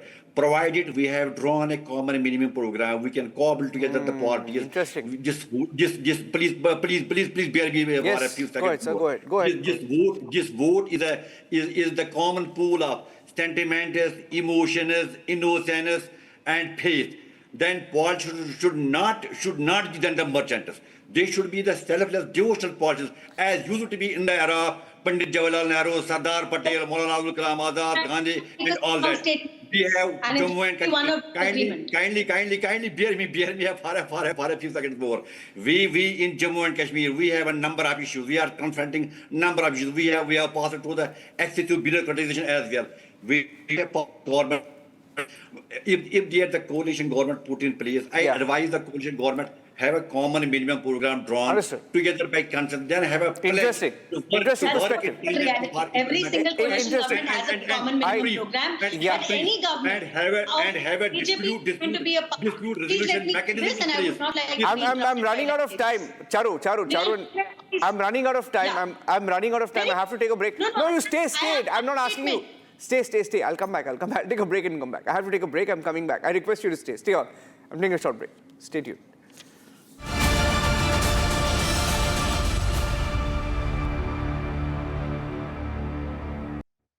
Congress की पद्धति है MLA बनेंगे उनसे उनकी राय जानी जाएगी high command फैसला करेंगे जो भी फैसला करेंगी मंजूर होगा शैलजा जी भी अलग सबका अधिकार है आप भी उम्मीदवार हो सकते कोई ये थोड़ा ही आप भी अपना put your hat who say no this is democracy everybody should aspire और जितने ज्यादा उम्मीदवार होंगे इसका मतलब उतनी कांग्रेस पार्टी मजबूत है आपको लगता है शैलजा जी का भी अधिकार है क्यों नहीं है हमारी सीनियर लीडर है वो क्यों नहीं है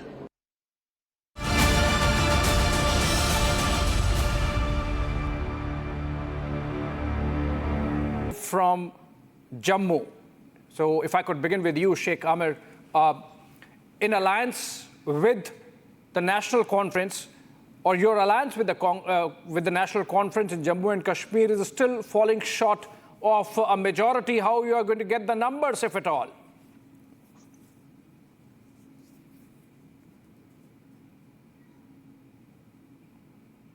Well, this is just only exit poll. But let me tell you what BJP has done to Kashmir. See, having governor rule since many years and conducting elections after 10 years and creating political parties in Kashmir, pushing independence. More than 25 candidates are contesting in the constituencies of Kashmir. How many parties were created in Jammu? How many independent candidates are contesting from Jammu? And creating and supporting political parties and individuals in Kashmir in order to prevent National Conference and Congress informing government. And when the election dates were announced, very little time was given to us. And there was a reason for that, because they knew that we are going to form this pre-poll alliance. So that short time was actually deliberately given so that there will be confusion in formation of alliance. And now when there is an what's exit the poll, point? What's the point, Sheikh Ahmed? I mean, are you grudging that there were many players this time, not just the Muftis and the Abdullahs in Kashmir and the Congress and the BJP in Jammu region? Is that the argument? Who are these players? Who are these players? Who are you to judge? People would judge who are these players. We have DPAP, Taslima Akhtar. He's doubting the credentials of the DPAP to be contesting elections. Who are these players? He's asking Taslima. Are they contesting? Is DPAP contesting from Kashmir? Where are they contesting? Tell me. Are they contesting from Baramulla? Are they contesting from Uri? Are they contesting? Is the Congress contesting from Baramulla? Is the Congress contesting from Uri? We are in alliance. Tell me in which alliance? So the DPAP has to be in alliance with somebody? Oh yes, in Baramulla, Congress is contesting. Tell me the alliance. Tell me the alliance. Is there any alliance behind? Okay, Taslima. Yes, Taslima, your credentials to contest are being contested now, being objected to. Taslima. मैं ये कहना चाहूँगी, सबसे पहले मैं आपको thank you कहना चाहूँगी कि आपने मुझे इस डिबेट में बुलाया है। हम अगर अपनी बात करेंगे, हमारा रिसेंटली पार्टी शुरू हुई है, नई पार्टी है। हम उन पार्टीज़ की बात करेंगे जो बहुत ही टाइम से यहाँ पर, जिनको 50 साल, 60 साल, 30 साल हुए हैं मैदान में उतरते हुए। पहले उनके हालात तो देखें क्या है, वो कितना अभी पानी के ऊपर है और कितना पानी के नीचे है। ये इलेक्शन जो है, ये बहुत ही इंटरेस्टिंग इलेक्शन है और इसमें हम कुछ कह नहीं सकते हैं कि मुझे लगता है 2 जगह पर जो मैक्सिमम सीट्स ले रही है वो बीजेपी वर्सेस एनसी ले रही है, नेशनल कांग्रेस और बीजेपी। जम्मू में तो बीजेपी हावी है सब पार्टियों पर, क्योंकि वहाँ अच्छा खासा वो ले रही है सीटें, और अगर कश्मीर में देखा जाए तो एनसी ले रही है।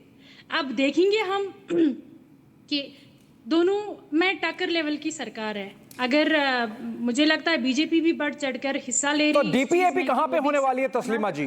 डीपीएपी अगर कोई एक साइड लेना होगा तो किस साइड जाएंगे? क्योंकि एनसी और बीजेपी बराबर सीट है उनके पास, both have equal chance of forming the government. मुझे नहीं लगता है कि इंडियन अलायंस में हम कहीं जुड़े हुए हैं तो हम ये कह सकते हैं कि हम उस तरफ जुड़ सकते हैं अगर हमने कोई सीट ली भी है।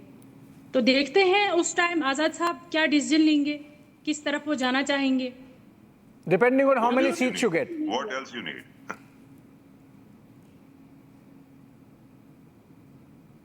ये तो आपने शेख हमीर जो कह रहे हैं वो बात सही कर दी कि इनका तो पता नहीं है किधर जाएंगे। That's exactly what I was saying, that they have been projected, created and sponsored by the BJP and. Okay, since there is a charge against the BJP, let me get in Sanju Verma here.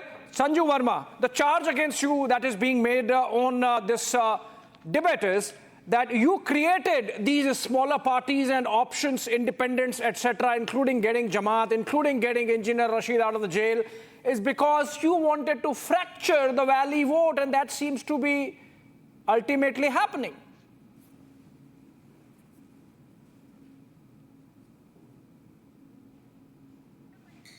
Sanju, are you getting? Yeah, Abhishek, can you hear me? Yes, please. I lost you in the last bit. I could not. Okay, I'll repeat my question. My question is, we are focusing on Kashmir first, and then we'll go to Haryana. For Kashmir, the question is, the Congress party representative here, Sheikh Hamid, is making a charge that Delhi and hence the BJP created a situation in the valley where the vote gets fractured and nobody gets consolidated vote. And that's why these smaller options created, be it the DPAP of the Azads, Ghulam Nabi Azad, be it the AIP of the Engineer Rashid, be it the Apni party, etc., including, of course, Jamaat as independents. You know, Abhishek, first things first. I will come to the reckless allegations later. But the most important point is this. This is a historic election for Jammu and Kashmir, as it is the first election not only in the last 10 years, but the first election post the abrogation of Article 370, and the Jammu Kashmir elections were held under the glare of foreign observers, foreign diplomats and foreign journalists. तो जो लोग parliament में खड़े होकर लाल किताब दिखाकर कहते हैं डेमोक्रेसी खतरे में है, संविधान खतरे में है, लोकतंत्र खतरे में है, गणतंत्र खतरे में है, I hope they got their stinging rebuttal. Democracy खतरे में नहीं है, democracy is alive and kicking, and the fact that the BJP will win Jammu Kashmir hands down is a precursor of larger things to come. While many polls are saying, oh, National Conference will get about 28 to 30, BJP will get about 28 to 30, there are also pollsters who are saying BJP will get more than 35 or 40 seats or even 42 to 43 seats, and the National Conference will be reduced to 11 or 12 or 13 seats. Congress ki to koi baat hi nahi kar raha. Every pollster is saying Congress will get barely about 3 to 4 seats. The PDP is a vanquished force. PDP is not likely to get more than 2-3 seats. As far as independents go, of course, Jammu Kashmir is a region where independents hold a larger sway in the larger scheme of things, and they will play a significant role, in the days forward. But my limited point is this: how is it that if the Congress is not able to keep its flock together, if an Omar Abdullah loses from Baramulla to a convict like Rashid Engineer, if a Mehbooba Mufti loses by more than 282,000 votes to a Mia Altaf Ahmed, how is Narendra Modi or Amit Shah or JP Nadda or BJP responsible? कल यदि BJP में टूट पड़ती है या BJP में फूट पड़ती है, आप तो बीजेपी को गालियां दोगे.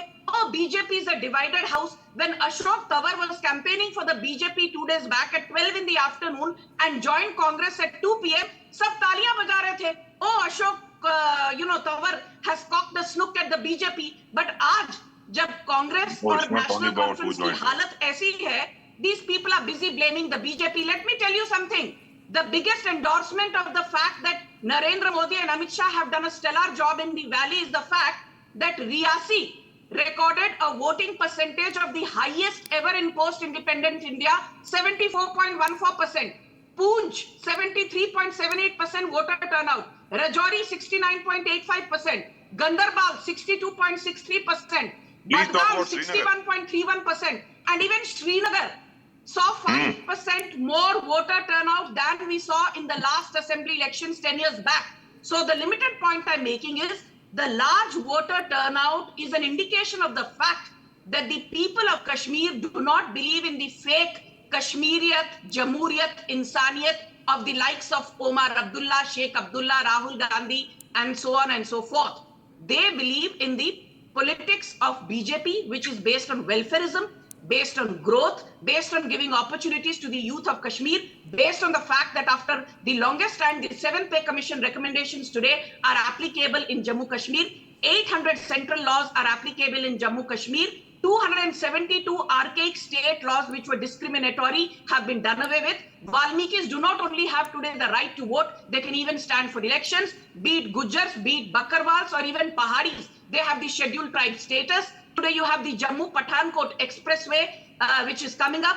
You have the Delhi-Katra Amritsar Expressway, which is coming up. You have the Chenani-Nashri Tunnel, which was started in 2011 but completed by the BJP in 2017. You have the Chenab Bridge, which was started in 2002 and completed in 2022 by the Modi government. These are all facets which the public is voting for.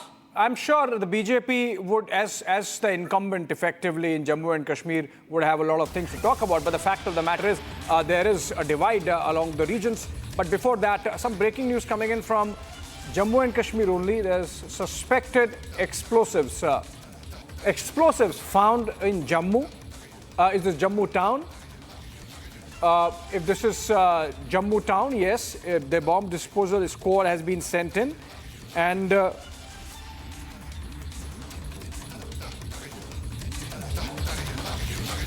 all right, so some information there coming in from Jammu and Kashmir. Jammu's ring road, in fact, in Gharota area of Akhnur. And traffic has been halted. Bomb disposal squad is called in. Explosive likely to be kept for terrorist strike traced by Jammu and Kashmir police. Always a looming presence there. Whenever we are discussing Jammu and Kashmir, how can something like this be far behind? But let's come back to our conversation. And I'm told Gursimran is there with us. Quickly, we can have a phone in and understand what's happened.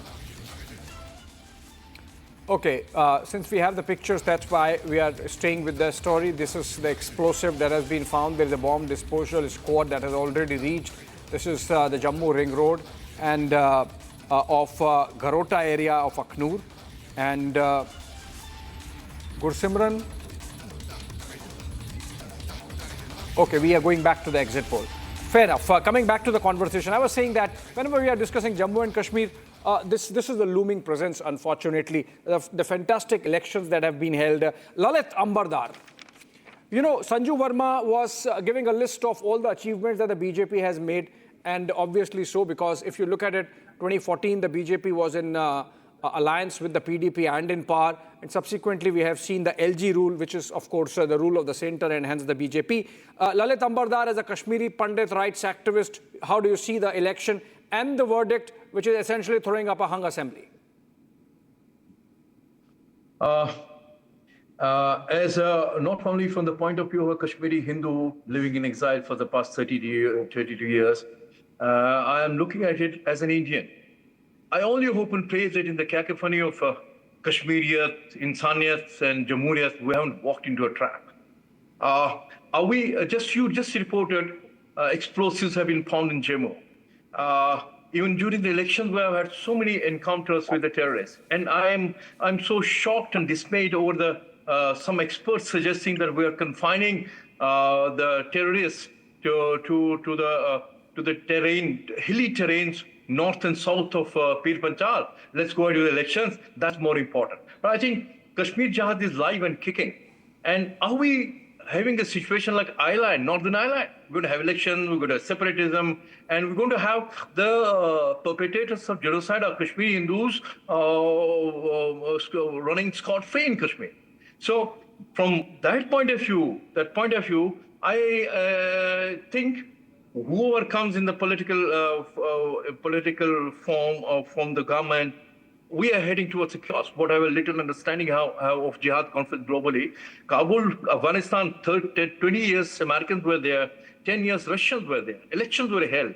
We constructed a parliament in Kabul. And in the very parliament today, the fatwas are passed if an ankle of a woman is exposed, how much lashes should be as she is subjected to. Even the voice of women has been barred in Kabul now. And these Mahbooba Muftis and Abdullah, they welcomed the arrival of Taliban in Kabul. So I don't see that we have a total understanding of what we have on hand in Kashmir. It's the only state in the India post-independence, you experience genocide of a total aboriginal Kashmiri Hindu society, and no one is talking about it. No one is talking about it. We are talking about road, we are talking about development, and can't you come to think of it? The Farooq Abdullah has announced in the election campaign that he's going to issue a white paper not to investigate the genocide of Kashmiri Hindus. He wants to implicate the then governor, Jagmohan, that he was responsible for eviction of the exodus of Kashmiri Hindus, not him. And I expected Bharatiya Janata Party to formally acknowledge what Kashmiri Hindus have suffered was genocide, and then put up a tribunal to investigate and investigate the role of that Farooq Abdullah, who was elected chief minister then, abdicated responsibilities, fled, left Kashmiri Hindus to the mercy of AK-47 wielding jihadists. And similarly, Mufti Muhammad Sayyid, India's first, just a second, let me conclude. It's very important. You are we need to have an overall view of what's happening in Kashmir. And I repeat, if you don't contain Kashmir Jihad in Kashmir, you're going to have dozens of Kashmir. They are already simmering in the rest of India. So Mufti Muhammad Sayyid, India's first Muslim home minister, to get his daughter released, Indian government had to capitulate and release dreaded terrorists. But the same talk about the present, Lalit. We're discussing the elections. You know, in fact, one could say, Lalit, you would not be honest if you don't admit that, unlike 1987, which was perhaps the dirtiest, this has been the cleanest, fairest, freest election. And I said it in the beginning. In the cacophony of democracy, Insaniyat and Jamhuriyat, how we walk into a trap. The kind of people you are going to throw up in this election, especially in the Kashmir Valley. Jammu are not. The people of Jammu are suffering because of Kashmir. Jammu is always pro-nationalist. Jammu is always throw up nationalist people across religions, across the political parties. It's only the Kashmir I am talking about. That's the epicenter of Kashmir. Before I get in Akashdeep Muni also, and before I get in Ajay Gulia, let me go back to Sanjay Verma for a bit. Sanju, because you see, Lalit Ambardar has brought in one aspect on which even I wanted to focus. This divide between Jammu and Kashmir, which is perhaps very getting reflected in the exit polls also. The BJP gets almost all the seats in Jammu, the NC gets almost all the seats in Kashmir, and the likes of Lalit Ambardar are wondering what has been achieved. Even if you have multiple players, maybe they are not the best in terms of national unity, national integrity, etc. From Lalit's point of view. You know, first and foremost, let me say that I have been on a couple of debates with Lalit Ambardar. He's very well read, outspoken. I appreciate that. But today I humbly beg to disagree with him on one thing. He says that, you know, nothing much has been done. And I would just like to take him back to November 4th, 1989, when Yasin Malik and his cohorts gunned down on the 4th of November 1989 Justice Neelkant Ganju. And I'm sure Mr. Ambardar will appreciate that what did not happen for 30 to 33 odd years. Last year, you know, albeit it was 34 years too late, but thanks to Narendra Modi, the State Investigation Agency, SIA, is probing Justice Neelkant Ganju's death. And Justice Neelkant Ganju's family has said that, albeit late in the day, but had it not been for the Modi government, we would not even have seen the formation of a SIA to take the probe into Justice Neelkant Ganju's death into its logical conclusion. And where is Yasin Malik today, Mr. Ambardar?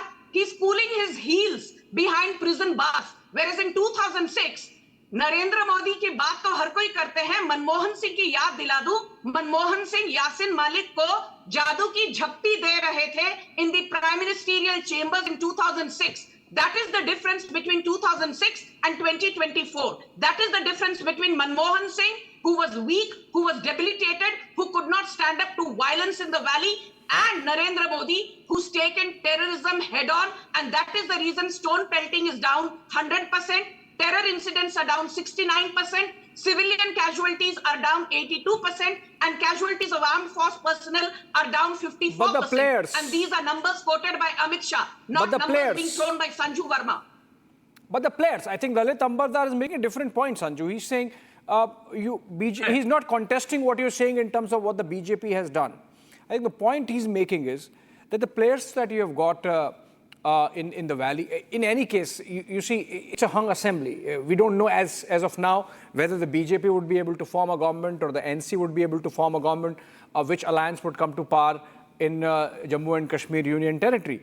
But what he's suggesting is that the players remain the same irrespective of whatever has been done over the last few years in terms of broad basing democracy, in terms of taking democratic participation beyond the two families of Muftis and Abdullahs insofar as Valley is concerned. And that was, in fact, the BJP pitch. Lalit Ambardar, what's your objection to having more players? I mean, are you objecting to that?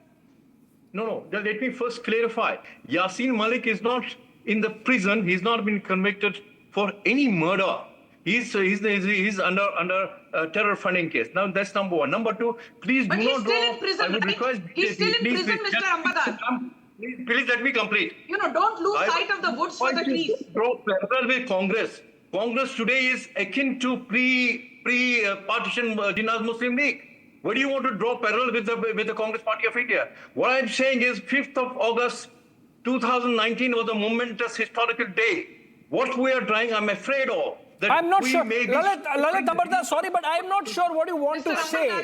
I'm not sure what you want to say. Are you not happy that Article 370 was abrogated? Because I remember so many debates with you where you would say, please, this has to happen, this has to happen. BJP delivered it. Why are you disagreeing with that? Are you saying that the fruits of Article 370 abrogation are not what you expected? Then are you suggesting as a corollary that Kashmiri Pandits by now should have already been in Srinagar? I mean, is that the suggestion? No, not at all. Not at all. We're not sheep that one party will see our exodus and the other party will put us in the trucks and back to Kashmir. Not at all. Unless you address the genocide and punish people for genocide, don't expect Kashmiri Pandits to return. We have suffered. It's a third generation. We are preparing for our exile consciousness. Don't really worry about it. What I want to tell you is 5th of August 2019 was a momentous historical day.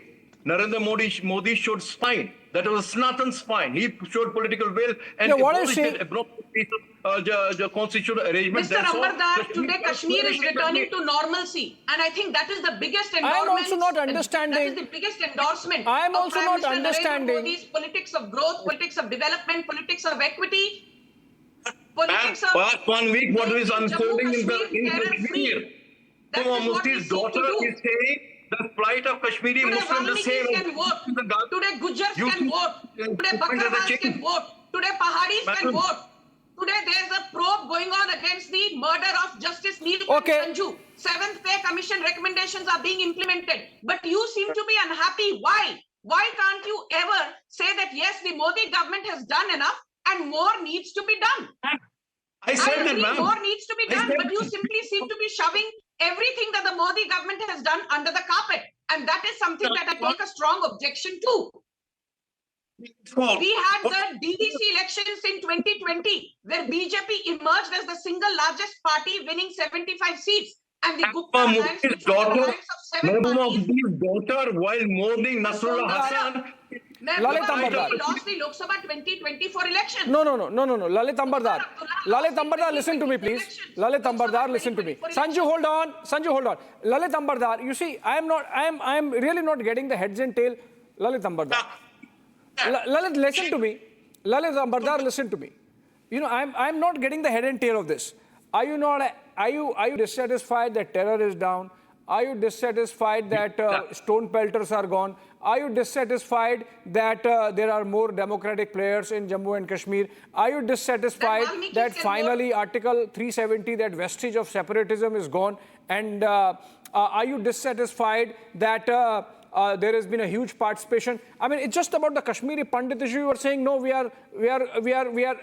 I mean, if you're talking about Farooq Abdullah, for example, the BJP is not saying that they are going to be with Farooq Abdullah. Or are you suspecting that the BJP might ally with the NC and that's why you are saying this? Please clarify. Well, I'm saying it has happened before. It has happened before. Can anybody on this, on your show, okay, Sanju, so the fear of Lalit Ambardar is, given the way the numbers are panning out as per exit polls, it's likely that ultimately we might see a BJP-NC government, and that's what Lalit Ambardar objects to. When they were in alliance with PDP, on your channel, we told them all these years. Okay, Lalit, let Sanju respond. Okay, Lalit, let Sanju respond. You know, Abhishek, I would like to take Mr. Ambardar back to November and December of 2020, when the District Development Council, the DDC elections, were held in Jammu Kashmir. BJP was alone and was fighting against the Gupkar alliance. The Gupkar alliance was a loosely stitched alliance of 7 disparate parties who came together only to defeat the BJP. And guess what? Out of 226 seats that were contested in the DDC elections, BJP emerged as the single largest party with 75 seats. और 7 पार्टियां एक साथ एकत्रित होकर unite करने के बावजूद they could not defeat the BJP. So the first point is BJP is here to stay in Jammu Kashmir for the long haul, and 7 different parties came together by way of Gupkar alliance, and then that alliance, it frittered away. वो alliance बचा ही नहीं. I have been on debates where the National Conference panelist has spoken against the Congress. Congress has spoken against the PDP. PDP has spoken against XYZ. So let me be very clear that if any party is going to be helming affairs in Jammu Kashmir on the 8th of October and post that, it will be BJP, because I don't see any party coming close to winning the magical number of 35 or 40 seats. Most pollsters say National Conference might be reduced to just 17, 18 or 19 seats. यदि ये हुआ तो फिर सरकार किसकी बनेगी, mister Ambardar? सरकार लाजमी है बीजेपी की ही बनेगी, with 17 or 18 seats and 2 to 3 seats to the PDP and 3 to 4 seats to the independents and 2 to 3 seats to the Congress. Do you think that the other side is going to form the government? You have to be living in La La Land to think that the BJP is not coming back to power post the 8th of October in Jammu Kashmir. Okay, but I want to move on. Let's not monopolize the conversation. Kashmir, of course, is important, Jammu and Kashmir, but equally important is Haryana. Lalit, I'm only warning you that we may be on the verge of squandering the gains of 5th of August 2019. What I see, because Kashmir Jihad is not the only Jihad conflict in the world. Okay, fair enough. Fair enough. We are moving on from Kashmir to Haryana. Lalit, if time remains, I'll come back to Kashmir conversation, but I have to focus a bit on Haryana also. And Sanju, that's where it's not a very rosy picture for the BJP. Almost all of the exit polls, 100% of them are suggesting that the BJP is on its way out in Haryana. You know, Abhishek, I will not shy away from the uncomfortable truth. Let me call a spade a spade. I will not say, oh, Jammu Kashmir ke exit polls to BJP ko favor kar rahe hain, to main vishwas karungi, but Haryana ke exit polls are saying that the BJP is being routed, so I'm not going to believe the Haryana exit polls. The initial numbers of Haryana are absolutely upsetting and disappointing, point number one. Point number two, being practical, I would still wait for the results that will pan out on the 8th of October, rather than calling the election a one-way Congress wave, which is what is being portrayed right now. Point number three, I would like to take pollsters back to the Chhattisgarh Assembly elections. I remember everybody said, oh, Madhya Pradesh और राजस्थान तो BJP जीतेगी, पर छत्तीसगढ़ में BJP का chance ही नहीं है. Bhupesh Baghel is coming back with a thumping majority. And what happened? I think Chhattisgarh proved every political analyst and every political pundit wrong. The BJP romped home to victory in Chhattisgarh with 54 seats. Congress could not even win 35 seats. So okay, yes, Sanju, we still are very much in the race. We have not been routed. Let us wait for the 8th of October. Sanju, I'm sorry, Akashdeep, I'm sorry I'm making you wait, but I have a live guest, the president of the BJP in Jammu and Kashmir, Mr. Ravinder Rana. He's joining us live from Jammu, and that's why I'm cutting back to Jammu, and then I'll come back to Haryana. Very good evening, Mr. Ravinder Rana. And your first response to the exit poll insofar as Jammu and Kashmir is concerned, we believe most of them are similar, but our exit poll suggests that BJP and NC are neck and neck. They will both get between 28 to 30 seats. Obviously, BJP getting most of the seats in the valley, and the NC, beg your pardon, BJP getting most of its seats in Jammu region, and the NC getting it in the valley. Namaskar, sir. The exit polls shown by the various agencies and news channels clearly indicates that BJP is emerging as the single largest party in Jammu and Kashmir. I hope that BJP will win around 35 MLA seats, and with the support of independent candidates and some like-minded groups, we will be in a position to form the government in Jammu and Kashmir. Mr. Rana, there are two single largest parties, it seems, as per the exit polls. One is BJP, the other is NC. आप कह रहे हैं कि BJP के इतने नहीं आएंगी, ज्यादा आएंगी, 35 सीट भी आ सकती हैं.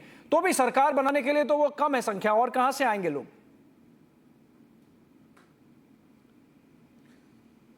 भारतीय जनता पार्टी ने जिस अंदाज में पूरे जम्मू कश्मीर में चुनाव लड़ा है और जिस प्रकार हमें जबरदस्त जन समर्थन इन चुनावों में जनता का मिला है, मुझे विश्वास है कि जम्मू रीजन में भारतीय जनता पार्टी की शानदार जीत होगी. और कश्मीर में भी दो सीटें ऐसी हैं, एक गुरेज और एक करनाल की सीट, जहां भारतीय जनता पार्टी ने जबरदस्त मुकाबला किया है. और अगर ये टोटल एनालिसिस करेंगे तो मुझे लगता है कि 35 के करीब हम सीटें भारतीय जनता पार्टी के कमल के निशान पर जीतेंगे. और वहीं जो बाकी की सीट्स आपने कही, कश्मीर में भारतीय जनता पार्टी ने 15 के करीब जो इंडिपेंडेंट कैंडिडेट्स हैं उनको सपोर्ट किया है. हमने आज़ाद उम्मीदवार कश्मीर घाटी में जो अच्छे जिनकी विनेबिलिटी थी उनको सपोर्ट किया है. और मुझे विश्वास है कि 10 से 15 के बीच ये इंडिपेंडेंट कैंडिडेट्स जीतेंगे. और वहाँ कुछ लाइक माइंडेड हमारे ग्रुप्स के सहयोगियों की भी जीत होगी. उनके साथ मिलकर बीजेपी कंफर्टेबली जो है बहुमत का आंकड़ा पार करेगी. और मुझे विश्वास है कि 8 अक्टूबर को जब इन चुनावों के परिणाम आएंगे तो यकीनन भारतीय जनता पार्टी की जीत होगी और अगली सरकार जम्मू कश्मीर में बीजेपी की होगी। एक और सवाल, one more question I want to ask Mr. Rana before we let you go. This divide between Jammu and the Valley seems to be clearly coming out of these exit polls also. And also the reports which suggest that there are talks already happening between the BJP and the NC.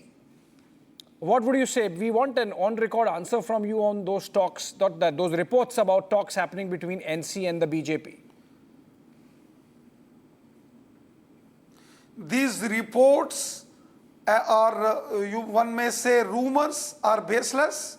No any talk between Bharatiya Janata Party and any other political regional party is there. We are quite confident that we will win around 35 seats and the BJP supported independent candidates, which are also shown by your channel, that large number of independent candidates are also winning from Kashmir Valley. I hope these candidates are definitely be the candidates supported by the BJP, and some of the like-minded groups, those usually remain with BJP. They will also open their accounts in Kashmir, and finally on the day of counting we will be in a position to say that we are forming the government. And I am sure the way people participated in the political rallies organized and addressed by our top leaders, including Honorable Prime Minister, Honorable Home Minister and top BJP leaders, the enthusiasm shown by the youngsters both in Jammu region and Kashmir Valley, it will turn into the votes and it will give the good results to the BJP. Okay. Thank you so much, Mr. Ravinder Rana there of the BJP, President of the Jammu and Kashmir unit of the party, suggesting that the BJP actually would get 35 seats and on its own. And then there are 15 independent candidates that the party has supported. Many of them might win, according to Mr. Rana, and then the BJP is coming to power in Jammu and Kashmir. That's the headline coming out of that. But I want to come back to the conversation we were having. And Akashdeep Muni, on Haryana, Sanju actually admitted that, yes, the numbers don't paint a very happy picture for the BJP, and obviously so, because there is 10 years of anti-incumbency. But Akashdeep Muni, if you look at it, the Congress party seems to be doing well, in good measure because the JJP failed, because the INLD was a non-starter, and even the Aam Aadmi Party, despite Arvind Kejriwal coming out and campaigning, seems not to be making any impact. See, Abhishek, regarding Haryana BJP is losing to Congress not because of INLD or JJP. It is losing because of the failure of its government. You know, I'll just give you certain examples. BJP's government has been anti-farmer and anti-wrestlers, we all know. The Brij Bhushan party, specifically, who has supported rapists, has now... You talk about Aam Aadmi Party. Aam Aadmi Party is winning 0 seats in Haryana. Don't interrupt. Aam Aadmi Party is winning 0 seats. Sanju, let him. Sanju, for 40 minutes he did not speak. Let him complete. I'll come to you, Sanju. No, Sanju, he did not speak for 40 minutes. We have to listen to him. We have to listen to him. If he is happy being Congress ka pravakta, let him be. Let him speak. Kejriwal is winning 0 seats. Arey, please. BJP has been so desperate in Haryana that they have stooped down to taking support from whom? Ram Rahim, who is a rapist and murderer convicted by the honorable courts. And today they have the whole cabinet has bowed down on his feet, and he has asked his election committee to go on ground and campaign for Bharatiya Janata Party. Interestingly, BJP is losing Haryana desperately, not because of INLD or JJP. It has been losing because of the faltering promises that it made. And why JJP has been losing, Abhishek, remember, JJP did a big misfortune against the people of Haryana.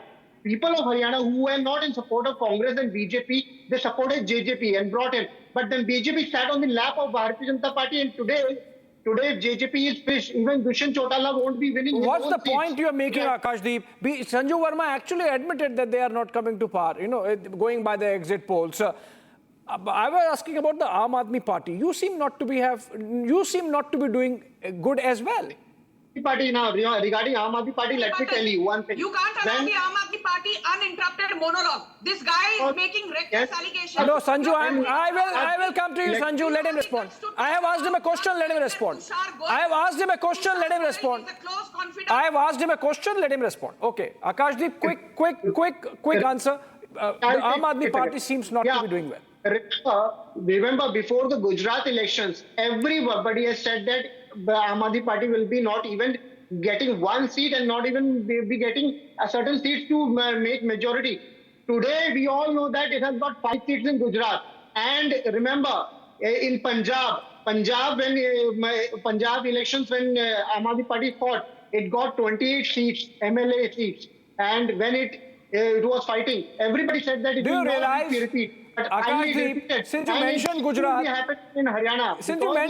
Akashdeep, do you realize what you are saying would be music to the ears of Sanju Verma? Because if you are getting that kind of vote share in Haryana, the exit polls don't show that, but let's assume for a moment, agree with your argument that the Aam Aadmi Party could be doing well, then of course it helps the BJP. It does not help the Congress. It does not help the Aam Aadmi Party at this stage, Akashdeep. I need to respond. He's made some reckless allegations, Abhishek. I will come to you, Sanjay. I am asking. Let him respond to what I am asking. Okay, Akashdeep. There are some people in this country who think that Aam Aadmi Party eats only on the vote share of Congress. It's a misnomer. Actually, Aam Aadmi Party eats from the BJP's vote share. Remember Delhi? Remember what happened in Delhi? It is now 3 terms. No, I don't agree with that argument, Akashdeep. I think the Aam Aadmi Party eats into the Congress vote share. That's why Congress is completely decimated in Delhi. Congress is completely decimated in Gujarat. Congress is completely decimated in Punjab. But Sanju, quickly, the charge that Akashdeep Muni made was about the Dera Sacha Sauda. You have to respond to that. You know, Abhishek, let me say one thing. एक कहावत है हिंदी में, बेगानी शादी में अब्दुल्ला दीवाना. The Congress, Kejriwal is winning. You know, the Congress के बारे में तो खैर बात करेंगे ही, वो तो बात होती रहेगी. But now let me speak about Kejriwal and the Aam Aadmi Party. Kejriwal and Aam Aadmi Party are winning 0 seats in Haryana. Kejriwal told the people of Gujarat, अरे मैं तो 150-160 सीटें जरूर जीतूंगा, आप मुझे 180 या 190 सीटें दिलवा दीजिए. क्या हुआ इन गुजरात की आम आदमी party despite claiming that they will win 190 seats. Crore मिलता है पिछले 2 साल में. वो एक रेप है, एक मर्डर है. No, I can't allow that. This is not fair. You did not. No, Akashdeep, no. Me to heckle him. Yes, Sanju, he's not. Sanju, quickly complete. I've last 30 seconds. Last 30 seconds, Sanju, quickly. Now finish. Abhishek, please give me 30 seconds. 30 seconds. Gujarat में केजरीवाल गए, सब तरफ जाकर जोर से Kejriwal was screaming from every rooftop. इस बार गुजरात में मोदी का सुपड़ा साफ, इस बार गुजरात में अमित शाह का सुपड़ा साफ, इस बार गुजरात में बीजेपी का सुपड़ा साफ. Sanju, you are only buttressing.